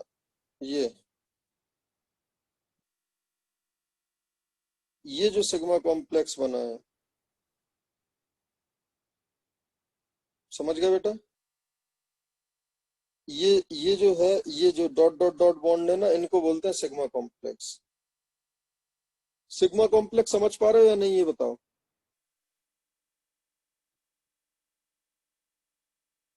सर ये वाला पार्ट बता सकते हो एक बार, अच्छे से नहीं समझा। हाँ देखो, सिग्मा कॉम्प्लेक्स, अच्छा वो कुछ याद है आपको? पाई कॉम्प्लेक्स कुछ बताया था, हाँ सर। क्या था पाई कॉम्प्लेक्स, बताओ। सर वो सामने के हाइड्रोजन के साथ वो ये कर ये क्या कहते हैं, डिलोकलाइज करता है सर, उसको इलेक्ट्रॉन दे देता है। नहीं नहीं, मैंने बताया था पाई कॉम्प्लेक्स, आपको ध्यान करो। जब एल्कीन का रिएक्शन हमने कराया था, electrophilic addition reaction, electrophilic addition reaction में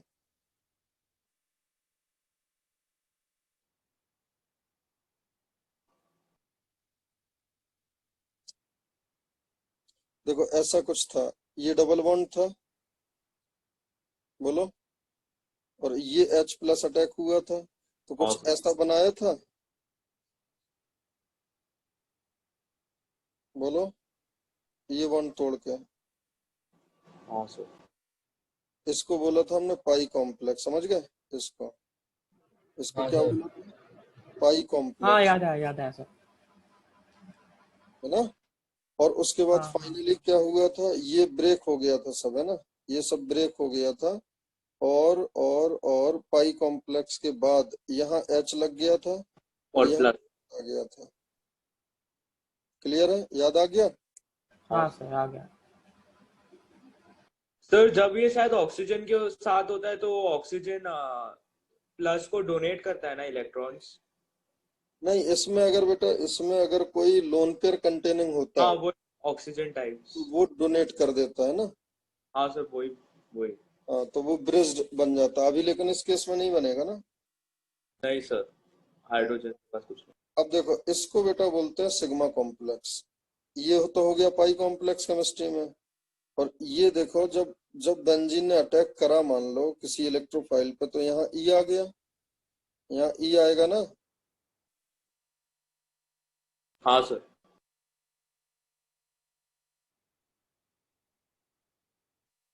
यहाँ ई, और यहाँ एच, और यहाँ प्लस, बोलो, ऐसे होगा। अब ये जो पाई बॉन्ड है, ये डिलोकलाइज होगा, ये पॉजिटिव चार्ज यहाँ पे भी आ सकता है, और ये पॉजिटिव चार्ज यहाँ आ सकता है, बट इस पॉइंट पे कभी नहीं आएगा। अरे पॉजिटिव इसमें यहाँ से यहाँ तक डिलोकलाइज होगा ना, हाँ सर। तो इसको, इसका जो हाइब्रिड होगा वो ऐसे बना सकता हूँ ना मैं। ये जो दो पाई बॉन्ड है वो यहाँ यहाँ यहाँ डिलोकलाइज है, यहाँ H है, यहाँ E है, और यहाँ क्या है, ये प्लस। इसको बोलते हैं बेटा सिग्मा कॉम्प्लेक्स। क्लियर है? हाँ सर। इसको सिग्मा कॉम्प्लेक्स बोलते हैं। बहुत अजीब बात है ये बेटा, एल्कीन में भी पाई बॉन्ड ने अटैक करा, बेंजीन ने भी पाई बॉन्ड ने अटैक करा, लेकिन एल्कीन वाले में बोलते हैं पाई कॉम्प्लेक्स, और यहाँ बोलते हैं बनने वाले कार्पेटाइन को सिग्मा कॉम्प्लेक्स। ये मैं बता रहा हूँ, कितना भी दिमाग हो बच्चे में, सोच नहीं पाएगा एग्जाम में।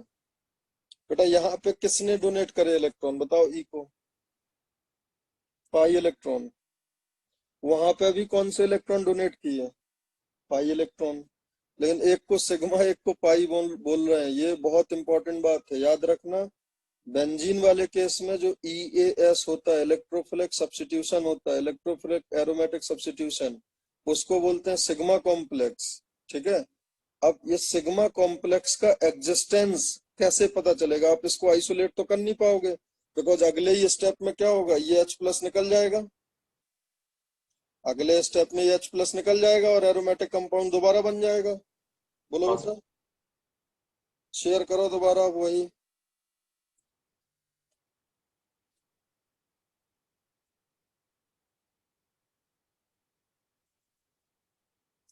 अब देखो इसका, ये एक्चुअली में इस रिएक्शन को कराते टाइम, ठीक है, अब देखो कार्बेटाइन को आइसोलेट करना कठिन होता है, और अकेले तो बिल्कुल ही नहीं कर सकते हो, बट इस BF4 माइनस के साथ ये आइसोलेट हो जाता है। ये ऑरेंज क्रिस्टलाइन सॉलिड मिला अगर, इसका मतलब कि ये कंपोजिशन एग्जिस्ट कर रहा होगा, इसका मतलब सिग्मा कॉम्प्लेक्स बनता होगा वहां, समझ गए? डाउनवर्ड आओ थोड़ा। हाँ हाँ हाँ हाँ सर, समझा। हाँ, नेक्स्ट देखो इसकी लिमिटेशन। फ्रीडल क्राफ्ट की लिमिटेशन बहुत इंपॉर्टेंट है जेई एडवांस के लिए, ठीक है। सबसे पहले तो ध्यान दो, इसमें पॉली अल्काइलेशन होता है, आपको लगाना है एक CH3, इसमें जबरदस्ती एक से ज्यादा लगते हैं। Poly alkylation, it is not a controlled reaction. The alkyl benzene formed being more reactive and undergo further alkylation, it forms di and tri alkyl benzene. बेटा अब ये बताओ मेरे को, CH3Cl डाला आपने, AlCl3 डाला, यहाँ तक तो कोई तकलीफ नहीं है, CH3 लग जाएगा, बोलो। हाँ फर्स्ट सर। स्टेप में किसी को कोई तकलीफ नहीं होगी।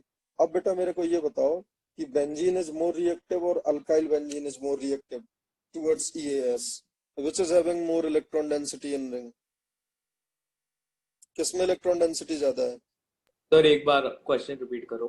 बेंजीन ज्यादा रिएक्टिव होता है EAS के लिए या टोलिन ज्यादा रिएक्टिव होता है EAS के लिए?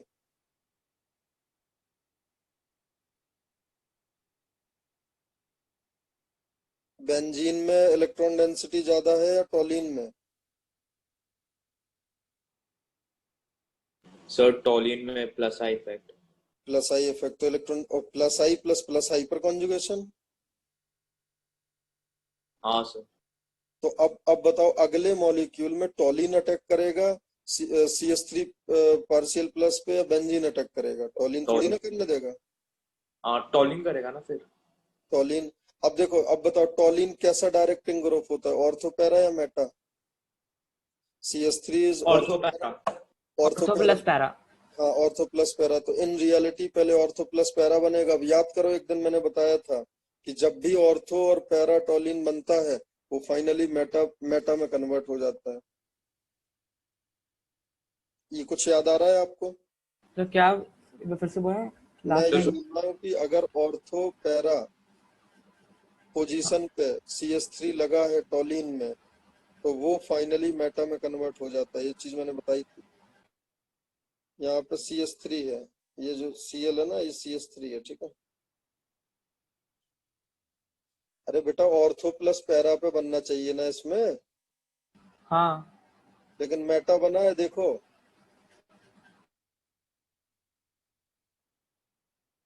हाँ सर, समझा। ऐसा क्यों हुआ? ऐसा एक दिन मैंने बताया था, बताओ कब बताया था?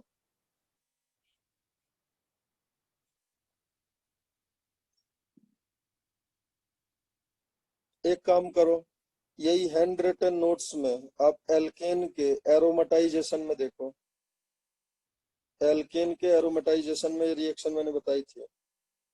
मैंने बोला था कि जो नॉर्मल ऑक्टेन है, 1 2 3 4 5 6 7 8, इसमें याद है ये बनना चाहिए था, अगर आपको याद हो, ये बेंजीन है ना, और ये बनाया था अगर आपको याद हो तो।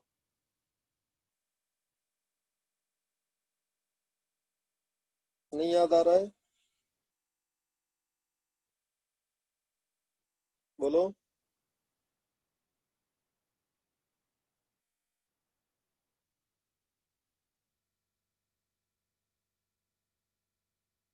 तो एक मिनट ढूंढ रहा हूँ। एक काम करो, हाइड्रोकार्बन के नोट शेयर कर दो इसकी जगह। हाइड्रोकार्बन के नोट शेयर कर दो इसकी जगह।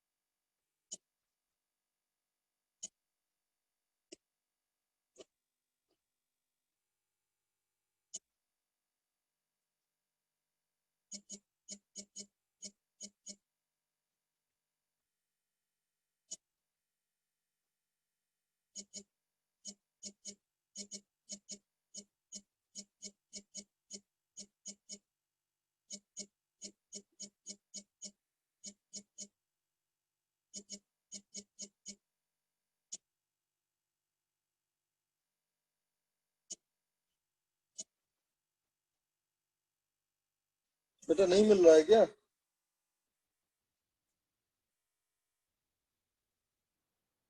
हाँ अब आने वाला है।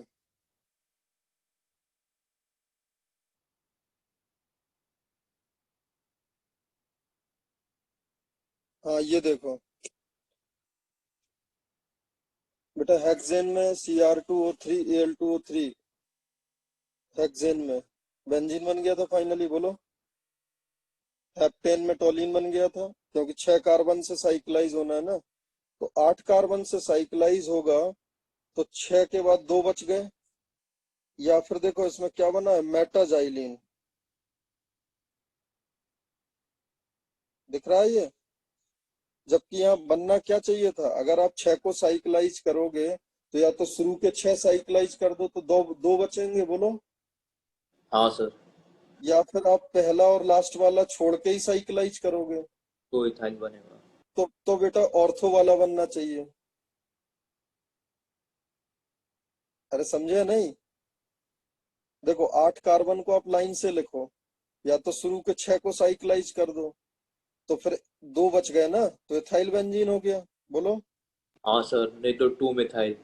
या तो फिर आप पहला और लास्ट छोड़ के साइक्लाइज करोगे, तो टाइम। 1 2 पे मिथाइल लगना चाहिए। और यहाँ आंसर क्या है? अब सुनो, एक बात हमेशा याद रखना, जब हल्का सा 60 70 डिग्री सेंटीग्रेड आप हीट कर दो ना, तो उसमें अगर आपका 1 2 डाई हो, सुन लो ध्यान से, 1 2 डाई हो या 1 4 डाई हो, और 60 70 डिग्री सेंटीग्रेड अगर वहां पे गर्म कर दो, यहाँ तो 600 डिग्री सेंटीग्रेड है देखो, तो 1 2 और 1 4 1 3 में कन्वर्ट हो जाते हैं। और अगर 3 लगे मिथाइल कहीं पे भी, तो वो 1 3 5 पे कन्वर्ट हो जाते हैं। बिल्कुल सिग्नेचर रिएक्शन है, बहुत इंपॉर्टेंट रिएक्शन है ये।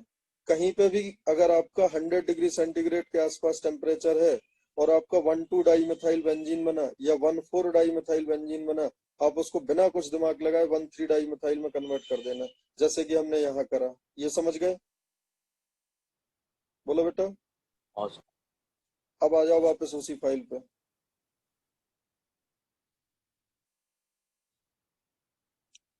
अभी समझ आया मेटाजाइलिन क्यों बना? और अब देखो तीसरा इंट्रोड्यूस करा तो 1 3 5 बनाया। क्लियर है? तो ये एक एबनॉर्मेलिटी हो गई ना। हम निकले थे क्या बनाने के लिए, मिथाइल बेंजीन, और बन गया इसमें क्या, मेसेटिलीन। तो मिथाइल बेंजीन बनाने का ये अच्छा मेथड होगा या खराब? खराब। हाँ, तो percentage mono substitution can be increased by using, अब देखो आगे क्या लिखा है, percentage mono substitution can be increased by using excess benzene. ये बात सही है। अगर आपने हाँ। बेंजीन एक्सेस में ले लिया है, ठीक है, तो बेंजीन भरा पड़ा है अगर मार्केट में, तो जो बनने वाला टॉलिन है वो तो दुनिया में खो जाएगा, है ना। और अगर बेंजीन ज्यादा है तो फिर बेंजीन के कोलिजन ज्यादा होंगे, तो फिर परसेंटेज मोनो सब्स्टिट्यूशन इंक्रीज हो जाएगा। तो ये पहली लिमिटेशन है। तो उसे रोकना पड़ेगा ना, रोकना कैसे पड़ेगा? ताकि वो फिर से आगे ना बढ़ जाए। समझा नहीं, क्या रोकना पड़ेगा? सर मतलब एक बार हमारा टॉलिन बन गया तो हमें रोकना पड़ेगा ना रिएक्शन। नहीं, टॉलिन बना एक मॉलिक्यूल, लेकिन एक्सेस में बेंजीन है, तो मार्केट में टॉलिन ज्यादा होगा या बेंजीन? बेंजीन। तो फिर बेंजीन की प्रोबेबिलिटी ज्यादा है ना अटैक करने की। हाँ। जो ज्यादा होगा फिर परसेंटेज मोनो सब्स्टिट्यूशन। नहीं, रोक तो आप कभी नहीं पाओगे। वो टॉलिन टॉलिन अगर विसिनिटी में है और बेंजीन है तब तो टॉलिन ही अटैक करेगा। बट यहाँ पे एक्सेस में बेंजीन लेने के पीछे पर्पज ये है कि जब पूरा आपका रिएजेंट भी खत्म हो जाए तब तक बेंजीन खत्म ना हो, समझ रहे हैं? अच्छा हाँ। अब देखो डी अल्काइलेशन होना भी इसका एक प्रॉब्लम होता है, देखो ध्यान से। The same Lewis acid which catalyzes alkylation, same catalyzes dealkylation of benzene. देखो जरा, बड़ी प्यारी रिएक्शन है। बेंजीन में ETF डाला BF3 तो क्या लग जाएगा? बेंजीन में ET लग गया।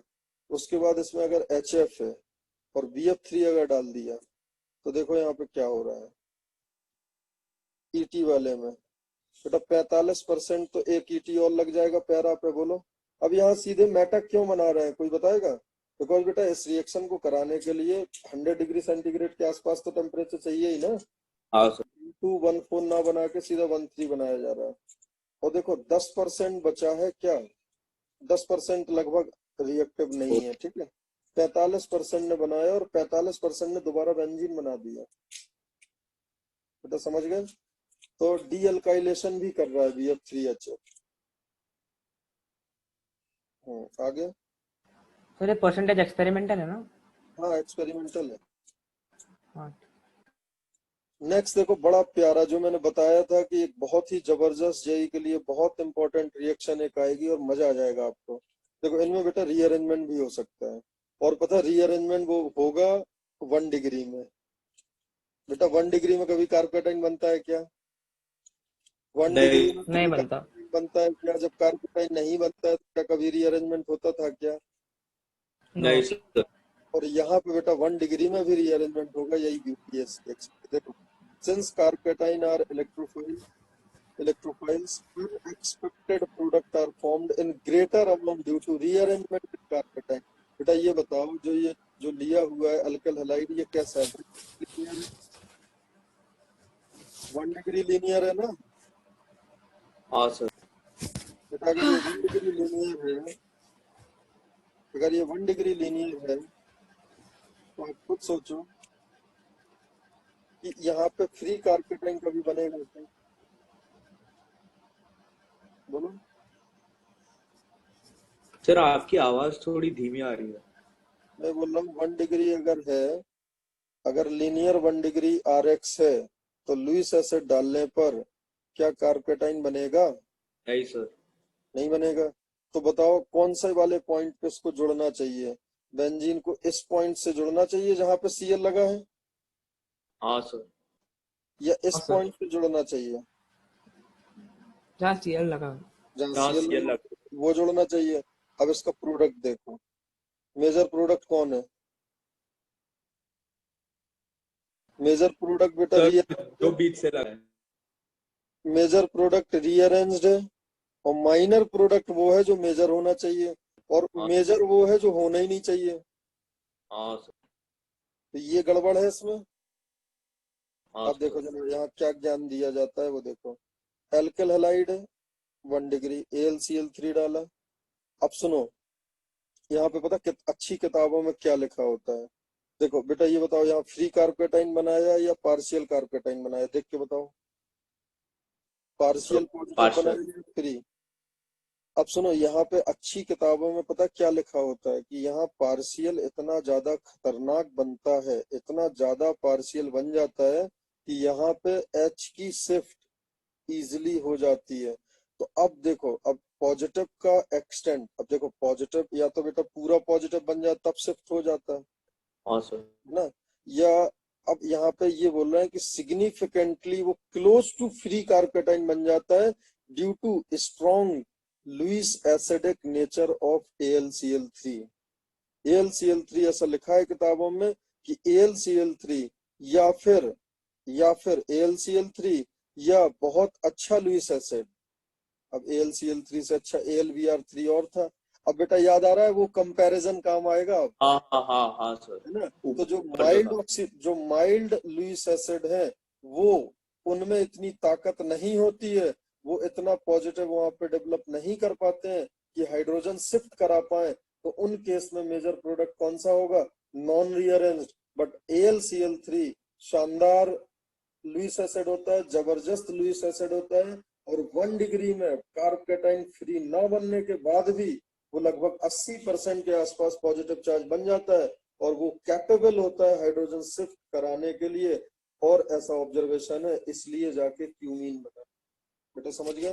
तो अब बताओ रीअरेंजमेंट आपको 1 डिग्री में कब कराना है? सीधी सीधी बात है, AlCl3 है तो कराना है, और BF3 है तो नहीं कराना।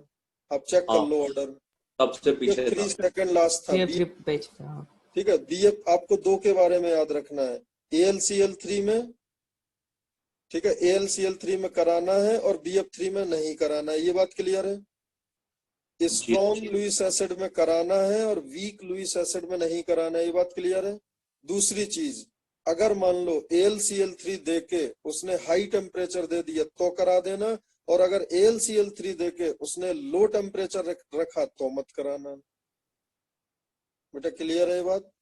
हाई टेम्परेचर पे रीअरेंजमेंट होगा, लो टेम्परेचर पे रीअरेंजमेंट नहीं होगा। तो अगर टेम्परेचर की बात करी जाए तो हाई पे कराना है, लो पे नहीं कराना। अगर सिर्फ लुईस एसिड की स्ट्रेंथ की बात करी जाए तो स्ट्रॉन्ग में कराना है, वीक में नहीं कराना रीअरेंजमेंट। और अगर सीधे सीधे AlCl3 BF3 बोल दिया जाए तो AlCl3 में कराना है, BF3 में नहीं कराना। नीचे आओ थोड़ा। और 2 डिग्री वगैरह में तो होना ही है यार, 2 डिग्री में तो कोई रोक नहीं पाएगा, या ब्रांच्ड 1 डिग्री होगा उसमें तो कोई रोक नहीं पाएगा ना, बोलो। ब्रांच 1 डिग्री, 2 डिग्री, 3 डिग्री, इन सब में तो रीअरेंजमेंट होना ही होना है ना, कार्बोकेटाइन बन जाएगा। क्योंकि उनमें तो कार्बोकेटाइन बनता है, कार्बोकेटाइन बनता है, वो तो उनका अधिकार है। लेकिन देखो यहाँ पे मजा क्या था, 1 डिग्री में बनता नहीं है, बनता नहीं है, तब भी AlCl3 ने करा दिया। और ऊपर जाओ, अब देखो जरा, अब ये जो मैं बोल रहा था, जो मैं कहानी बोल रहा था, वो यहाँ लिखा हुआ है। Such rearrangement are possible with alkyl halide only in presence of strong Lewis acid like AlCl3. Rearrangement are not possible with weaker Lewis acid like FeCl3, BCl3, etc. मतलब BF3 भी हो जाएगा, because there is not enough polarization in the acid base complex to allow the rearrangement. मैं जो बोलना चाह रहा था वही लिखा बेटा साफ साफ, वहां पे इतना पोलराइजेशन नहीं हो पाता है, इतना सफिशिएंटली पॉजिटिव चार्ज नहीं हो पाता है कि वो उसको रीअरेंज कर पाए। Percentage rearranged product decreases at low temperature. For example benzene reacts with क्या लिखा है, N-propyl chloride. Propyl chloride at 0 degree centigrade and gives a major product of N-propyl benzene. Benzene reacts with cyclopropane in presence of AlCl3 and gives only N-propyl benzene. ठीक है, N alcohol reacts with aromatic rings and mainly give product without rearrangement, but rearrangement is possible in presence of BF3. Concentrated H2SO4। आगे दिखाओ, reaction दिखाओ इसके, एक second रुको।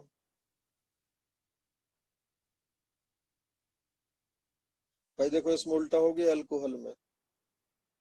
Alcohol में game उल्टा हो गया।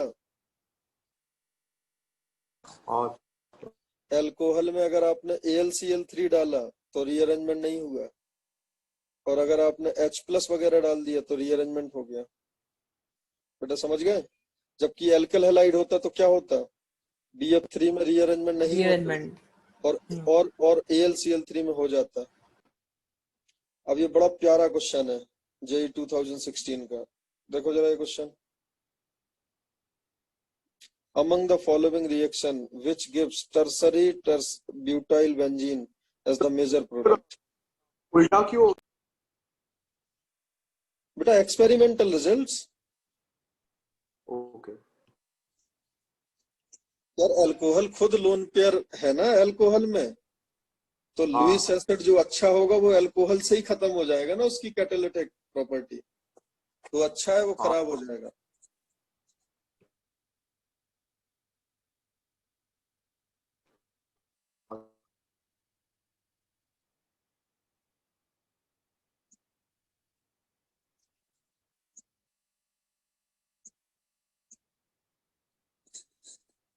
बनाओ जरा इस क्वेश्चन को। बेटा ये जो ए ऑप्शन है तो बहुत फर्जी है, या 3 डिग्री अल्किल हैलाइड है और NaOET है, यहाँ कार्बकेटाइन कैसे बनेगा बताओ? हम्म, नहीं, ये तो 3 डिग्री को एल्कीन में बदल देगा, हाँ नहीं बनेगा। इसमें तो कार्बकेटाइन ही नहीं बन रहा है ना, तो टर्सरी ब्यूटाइल कहाँ से लगेगा? तो दूसरे वाले में देखो AlCl3 है, 1 डिग्री ब्रांच्ड है, तो 3 डिग्री पे चला जाएगा ना घूम के। वन हाँ उसमें लग जाएगा। और देखो अगले वाले में H2SO4 के साथ H+ है तो बन जाएगा। और तीसरा तो बहुत जबरदस्त है, फिनॉल में BF3 में रीअरेंजमेंट होता है, याद आ गया? जैसे बेटा लोग डी टेक्निक करते हैं, किसी भी बच्चे से पूछना है इसमें डी में गलत कर देगा। ये जो इंफॉर्मेशन है कि अल्कोहल नहीं, इनफैक्ट यार डी तो सब कर देंगे, पता क्यों? क्योंकि ये कैसा है, ये तो यार ब्रांच्ड 1 डिग्री है ना, बोलो। हाँ ब्रांच वन। बेटा ब्रांच 1 डिग्री में तो रीअरेंजमेंट होना ही है। हाँ हाँ हाँ हाँ नेक्स्ट ऊपर इसका BCD आ जाएगा, समझ आ गया? हाँ सर। नेक्स्ट अगला, isomerization of the initial product. ये वही कहानी लिखी हुई है कि और 1 to 1 3 में चला जाता है। देखो ध्यान से, the Lewis acid isomerizes the ortho and para dialkyl benzene into metadialkyl benzene in presence of anhydrous HX. This reaction is kinetically thermodynamic controlled. नीचे आओ, टॉलिन की reaction CH3Cl AlCl3 0 degree centigrade पे कराया, तो 0 डिग्री सेंटीग्रेड पे तो बेटा ortho और पैरा ही बनेगा। बोलो, मैंने क्या बोला था कि अगर आपने 80 पे करा दिया 100 डिग्री सेंटीग्रेड के आसपास, ऑर्थो पैरा अपने आप इसमें मेटा। इसकी मैकेनिज्म में बहुत ज्यादा मत जाना, जो फैक्ट है वो मैंने क्लियरली आपके दिमाग में डाल दिया है, और आपसे nobody is going to ask you कि इसका लॉजिक क्या होता है, ठीक है? आपको आंसर पता होना चाहिए। क्वेश्चन आएगा AlCl3 plus CH3Cl if nothing is specified, तो आप रूम टेम्परेचर मानोगे, तो आप क्या बनाओगे बताओ? आप क्या बनाओगे? Ortho plus para. और अगर उसमें लिखा है 100 डिग्री सेंटीग्रेड 80 डिग्री सेंटीग्रेड, तो आप डायरेक्टली 1 3 बना देना, ठीक है? हाँ सर। नीचे आओ, अब देखो जरा, ये जो 3 CH3 दिख रहे हैं आपको डायरेक्ट 1 2 3, ये फाइनली हीट करके देखो, फाइनली देखो इसका प्रोडक्ट हीट करके, फाइनली मैं ये बात बता चुका हूं ना कि हीटेड कंडीशन में फाइनली 3 अगर होंगे रिंग में तो 135 पे पहुंचा देना है। हाँ सर। आगे देखो, आगे आगे का ऐसा पॉइंट है ना जो आपको सीधे मार्क्स देगा, बहुत जबरदस्त पॉइंट है। Benzene ring containing deactivating group like nitrobenzene, acetophenone, benzaldehyde, benzoic acid, etc. do not give Friedel-Crafts reaction.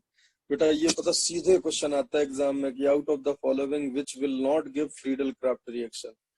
अब देखो सुनो मैं क्या बोल रहा हूँ बेटा, ये जो इन्होंने लिख दिए ये तो होंगे ही। अगर NO2 लगा है, साइनाइड लगा है, COCH3 लगा है, CHO लगा है, COOH लगा है, उनमें तो Friedel-Crafts होना ही नहीं है। उसके बाद बेटा उनमें भी नहीं होना है जो स्ट्रांगली विदड्रॉइंग होते हैं, याद है? NR3+, NH3+, CCl3, समझ गए? जो बहुत ज्यादा खतरनाक विदड्रॉइंग थे। तो बहुत ज्यादा अगर विदड्रॉइंग लगा दिया आपने तो ये रिएक्शन नहीं होती है। बेटा कोई बताएगा ऐसा क्यों? Friedel-Crafts रिएक्शन क्यों नहीं होगी अगर नाइट्रोबेंजीन है तो? पावर। क्या बोलो बेटा? सर बेंज है। Friedel-Crafts रिएक्शन नहीं होती है अगर NO2 है, साइनाइड है, एल्डिहाइड है, कीटोन है, या COOH है, या NR3+ है, या NH3+ है। जो स्ट्रांगली विदड्रॉइंग कैटेगरी के लोग हैं उनको बेंजीन में लगा दो तो वहां पे Friedel-Crafts रिएक्शन होना बंद हो जाता है। उसके पीछे बेटा रीजन सुनो, बेटा स्ट्रॉन्ग विड्रॉइंग ग्रुप लगा देने से बनने वाला जो कार्ब कैटाइन होता है उस पर वो अटैक करे उसके पहले वो खुद अपनी रिएक्शन कर लेता है। जैसे R प्लस बना तो R plus H plus lose करके एल्कीन बना सकता है, किसी X माइनस से रिएक्शन करके RX बना सकता है। तो होता क्या है कि NO2 साइनाइड COCH3 CHO, ठीक है, CCl3 NR3 plus NH3 plus, इस टाइप के अगर रिएजेंट हैं तो इसमें इलेक्ट्रॉन डेंसिटी इतनी कम हो जाती है। अब देखो बेटा, रिएक्शन स्लो होना और ना होना दो अलग चीजें होती हैं। यहाँ पे मैं क्लियरली बोल रहा हूँ रिएक्शन ही नहीं होगी। रिएक्शन ना होने के पीछे, क्योंकि इतना स्लो हो जाता है यहाँ पे कि वो रिंग अटैक कर पाए उसके पहले वो कार्ब कैटाइन खुद में रिएक्शन कर लेता है। बेटा बात क्लियर है? Hence nitrobenzene is used as a solvent medium to carry the Friedel-Crafts reaction. Nitrobenzene तो इसका solvent होता है, because the Lewis acid AlCl3 is completely soluble in nitrobenzene and the solvent molecule carries the acid base complex. बेटा ये बात समझ आई? बेटा ये बात समझ आया? हाँ सर। तो लास्ट सेंटेंस फिर से समझा सकते हो? बेटा मैं दोबारा मैं बोल दे रहा हूँ, दोबारा तुम्हारी आवाज नहीं आ रही है, मैं दोबारा बोल दे रहा हूँ। अगर बेंजीन में नाइट्रोबेंजीन NO2 लगा है, ठीक है, बेंजीन में अगर NO2 लगा है, CN लगा है, COOH लगा है, COCH3 लगा है, CHO लगा है, तो ये तो पक्की बात है। आवाज नहीं आ रही तुम्हारी बेटा, आवाज नहीं आ रही है, मतलब मैसेज करो क्या डाउट है। वो अटैक कर ले बेटा तुम्हारी आवाज नहीं आ रही है, मैसेज करो। आवाज क्रैक हो रही है।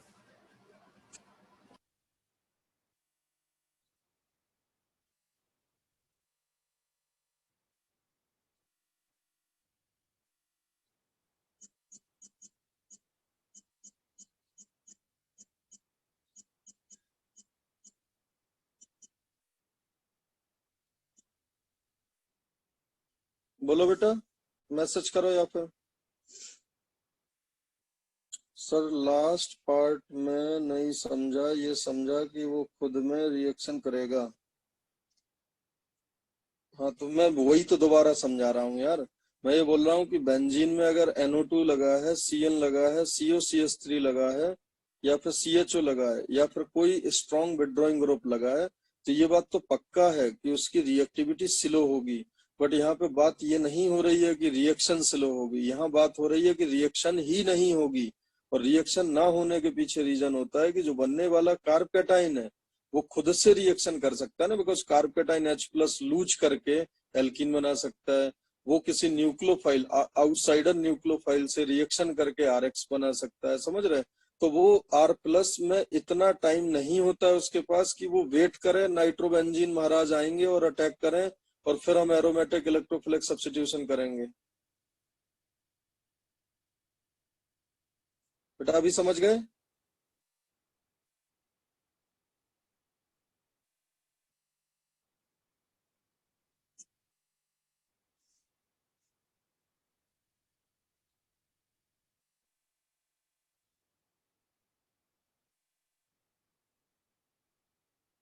Solvent molecule carries the acid base salt, मतलब वहां पे प्लस और माइनस अवेलेबल है ना, तो वो कार्ब कैटाइन के साथ रिएक्शन कर लेंगे, ये बोल रहा हूँ।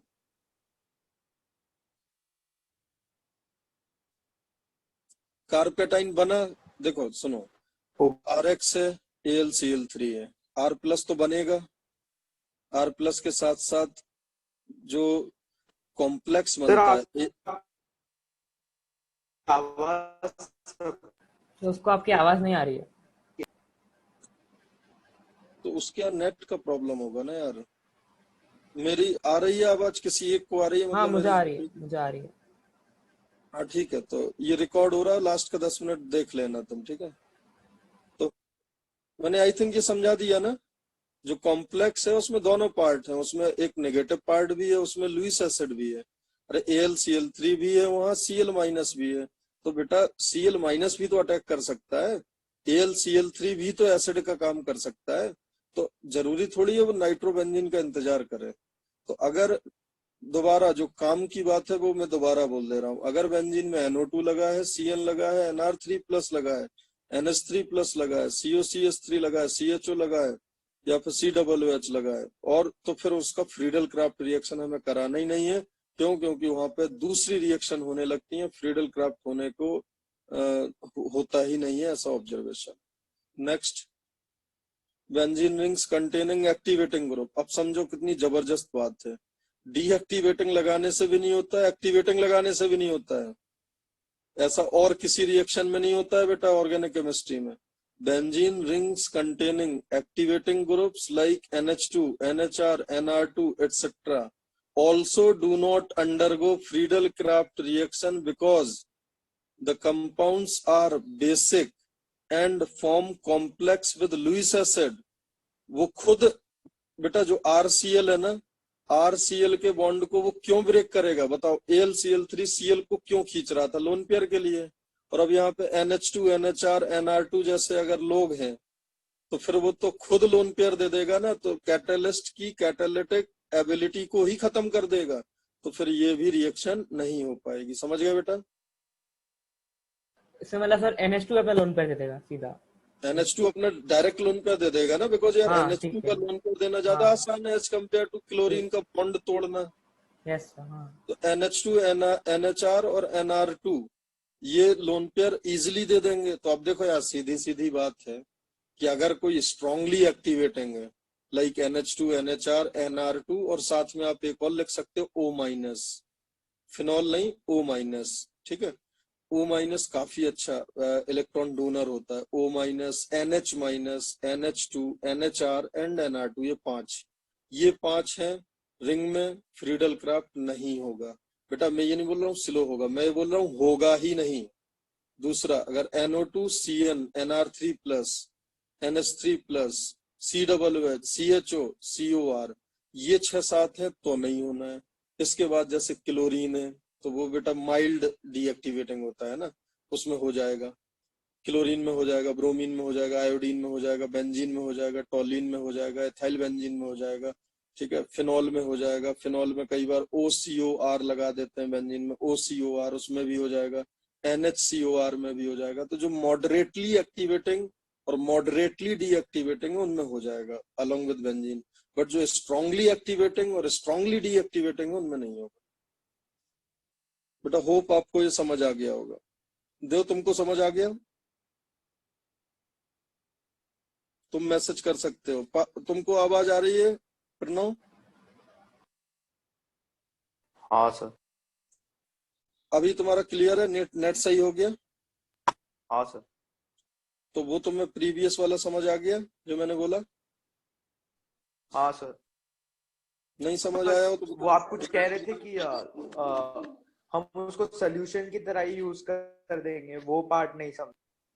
बेटा जैसे फ्रीडल क्राफ्ट रिएक्शन में सॉल्वेंट चाहिए ना कोई, हाँ सर।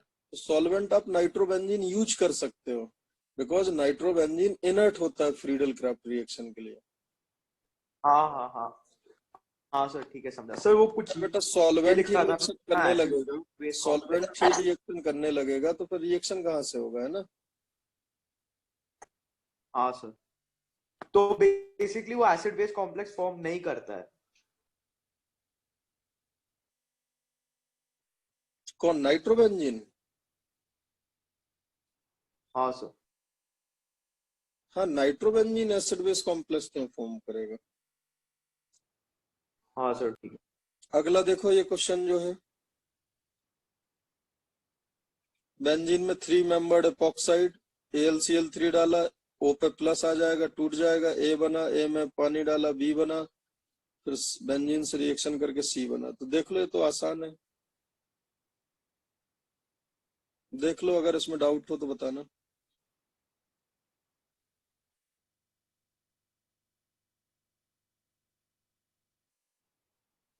इसको देख लेना और नीचे करो, ये आसान है मुझे पता है। हाँ, और ये भी हो जाएगा। हाँ, और नीचे, और नीचे, ये सब हो जाएंगे आपसे। और नीचे, और नीचे। हाँ, अब देखो अगला है फ्रीडल क्राफ्ट असाइलेशन। इसमें RCO ग्रुप लगता था, है ना। Benzene on heating with acid chloride RCOCl और acid anhydride in presence of Lewis acid. बेटा इसमें सीधा सीधा कार्बोकेटाइन बन जाएगा, इसमें कोई लफड़ा नहीं है। क्यों? क्योंकि जो CO पे प्लस आता है उसके सामने लोन पेयर है। क्लियर है? RCO प्लस बन जाएगा ना, यहाँ C पे प्लस आएगा तो सामने ऑक्सीजन का लोन पेयर है ना। हाँ ये इसमें कोई लफड़ा नहीं है इस रिएक्शन में। नीचे करो।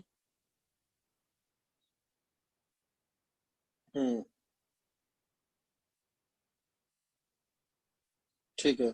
More amount of AlCl3 then that is used in alkylation is required because some amount of the catalyst is complexed with the carbonyl oxygen। मतलब जो ऑक्सीजन है ना उसमें भी तो कुछ खर्च हो जाएगा, थोड़ा सा यहाँ पे एक्स्ट्रा अमाउंट लगेगा बस। of the product it is removed by the distillation final product with aqueous HCl। नीचे करो। RCOCl plus AlCl3, इसने तो देखो Cl उठा ही लिया, RCO प्लस बना, रेजोनेटिंग स्ट्रक्चर बना, बेंजीन ने उस पर अटैक करा, CO लगा, H निकला, हो गया। आगे ये तो बता चुका हूँ सब।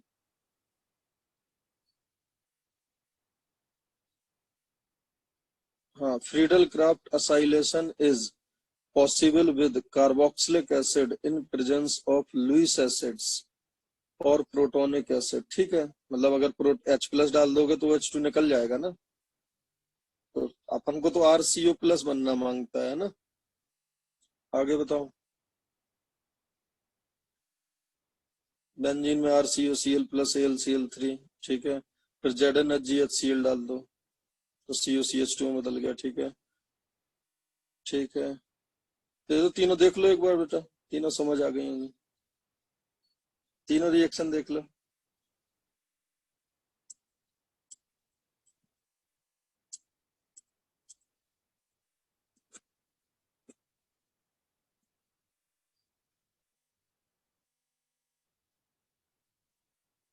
बेटा समझ गए ना तीनों रिएक्शन?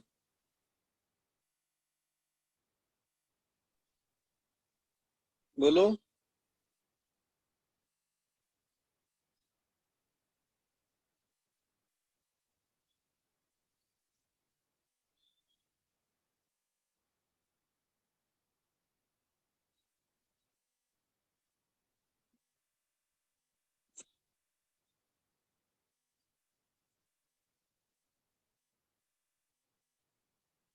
बेटा समझ आ गया? पार्थ तुमको समझ आ गया? वो लास्ट वाला एक बार। बेटा लास्ट वाले में AlCl3 है ना, वो डायरेक्ट बन जाएगा, रीअरेंज हो जाएगा, वो ठीक है। रीअरेंजमेंट हो जाएगा हाँ और पॉलीअल्काइलेशन भी होगा। ओके हाँ ठीक है, और हाँ नॉन रीअरेंज्ड भी होगा, लेकिन नॉन रीअरेंज्ड कम होगा। कम होगा, ठीक है। समझ गया? तो हाँ बेटा इसके आगे हम लोग कल कंटिन्यू करेंगे। ठीक है? तो कल है ना, क्या? कल हो गया अभी नेक्स्ट क्लास। हाँ, कल हाँ कल ठीक कर लेंगे इसके आगे ना। कल बिजी हो क्या आप लोग? नहीं नहीं नहीं, कोई दिक्कत। कल लेकिन यार मैं बताऊंगा, है ना, एक्चुअली में मेरे ऑलरेडी लेक्चर हैं, बट अगर इवनिंग तक, समझ रहे हैं, हाँ जी अगर बचेगा तो मैं बताऊंगा। फिर एक्चुअली मैं परसों में नहीं ले पाऊंगा लेक्चर, और कल कोशिश करूंगा लेने का। ठीक है? जी सर।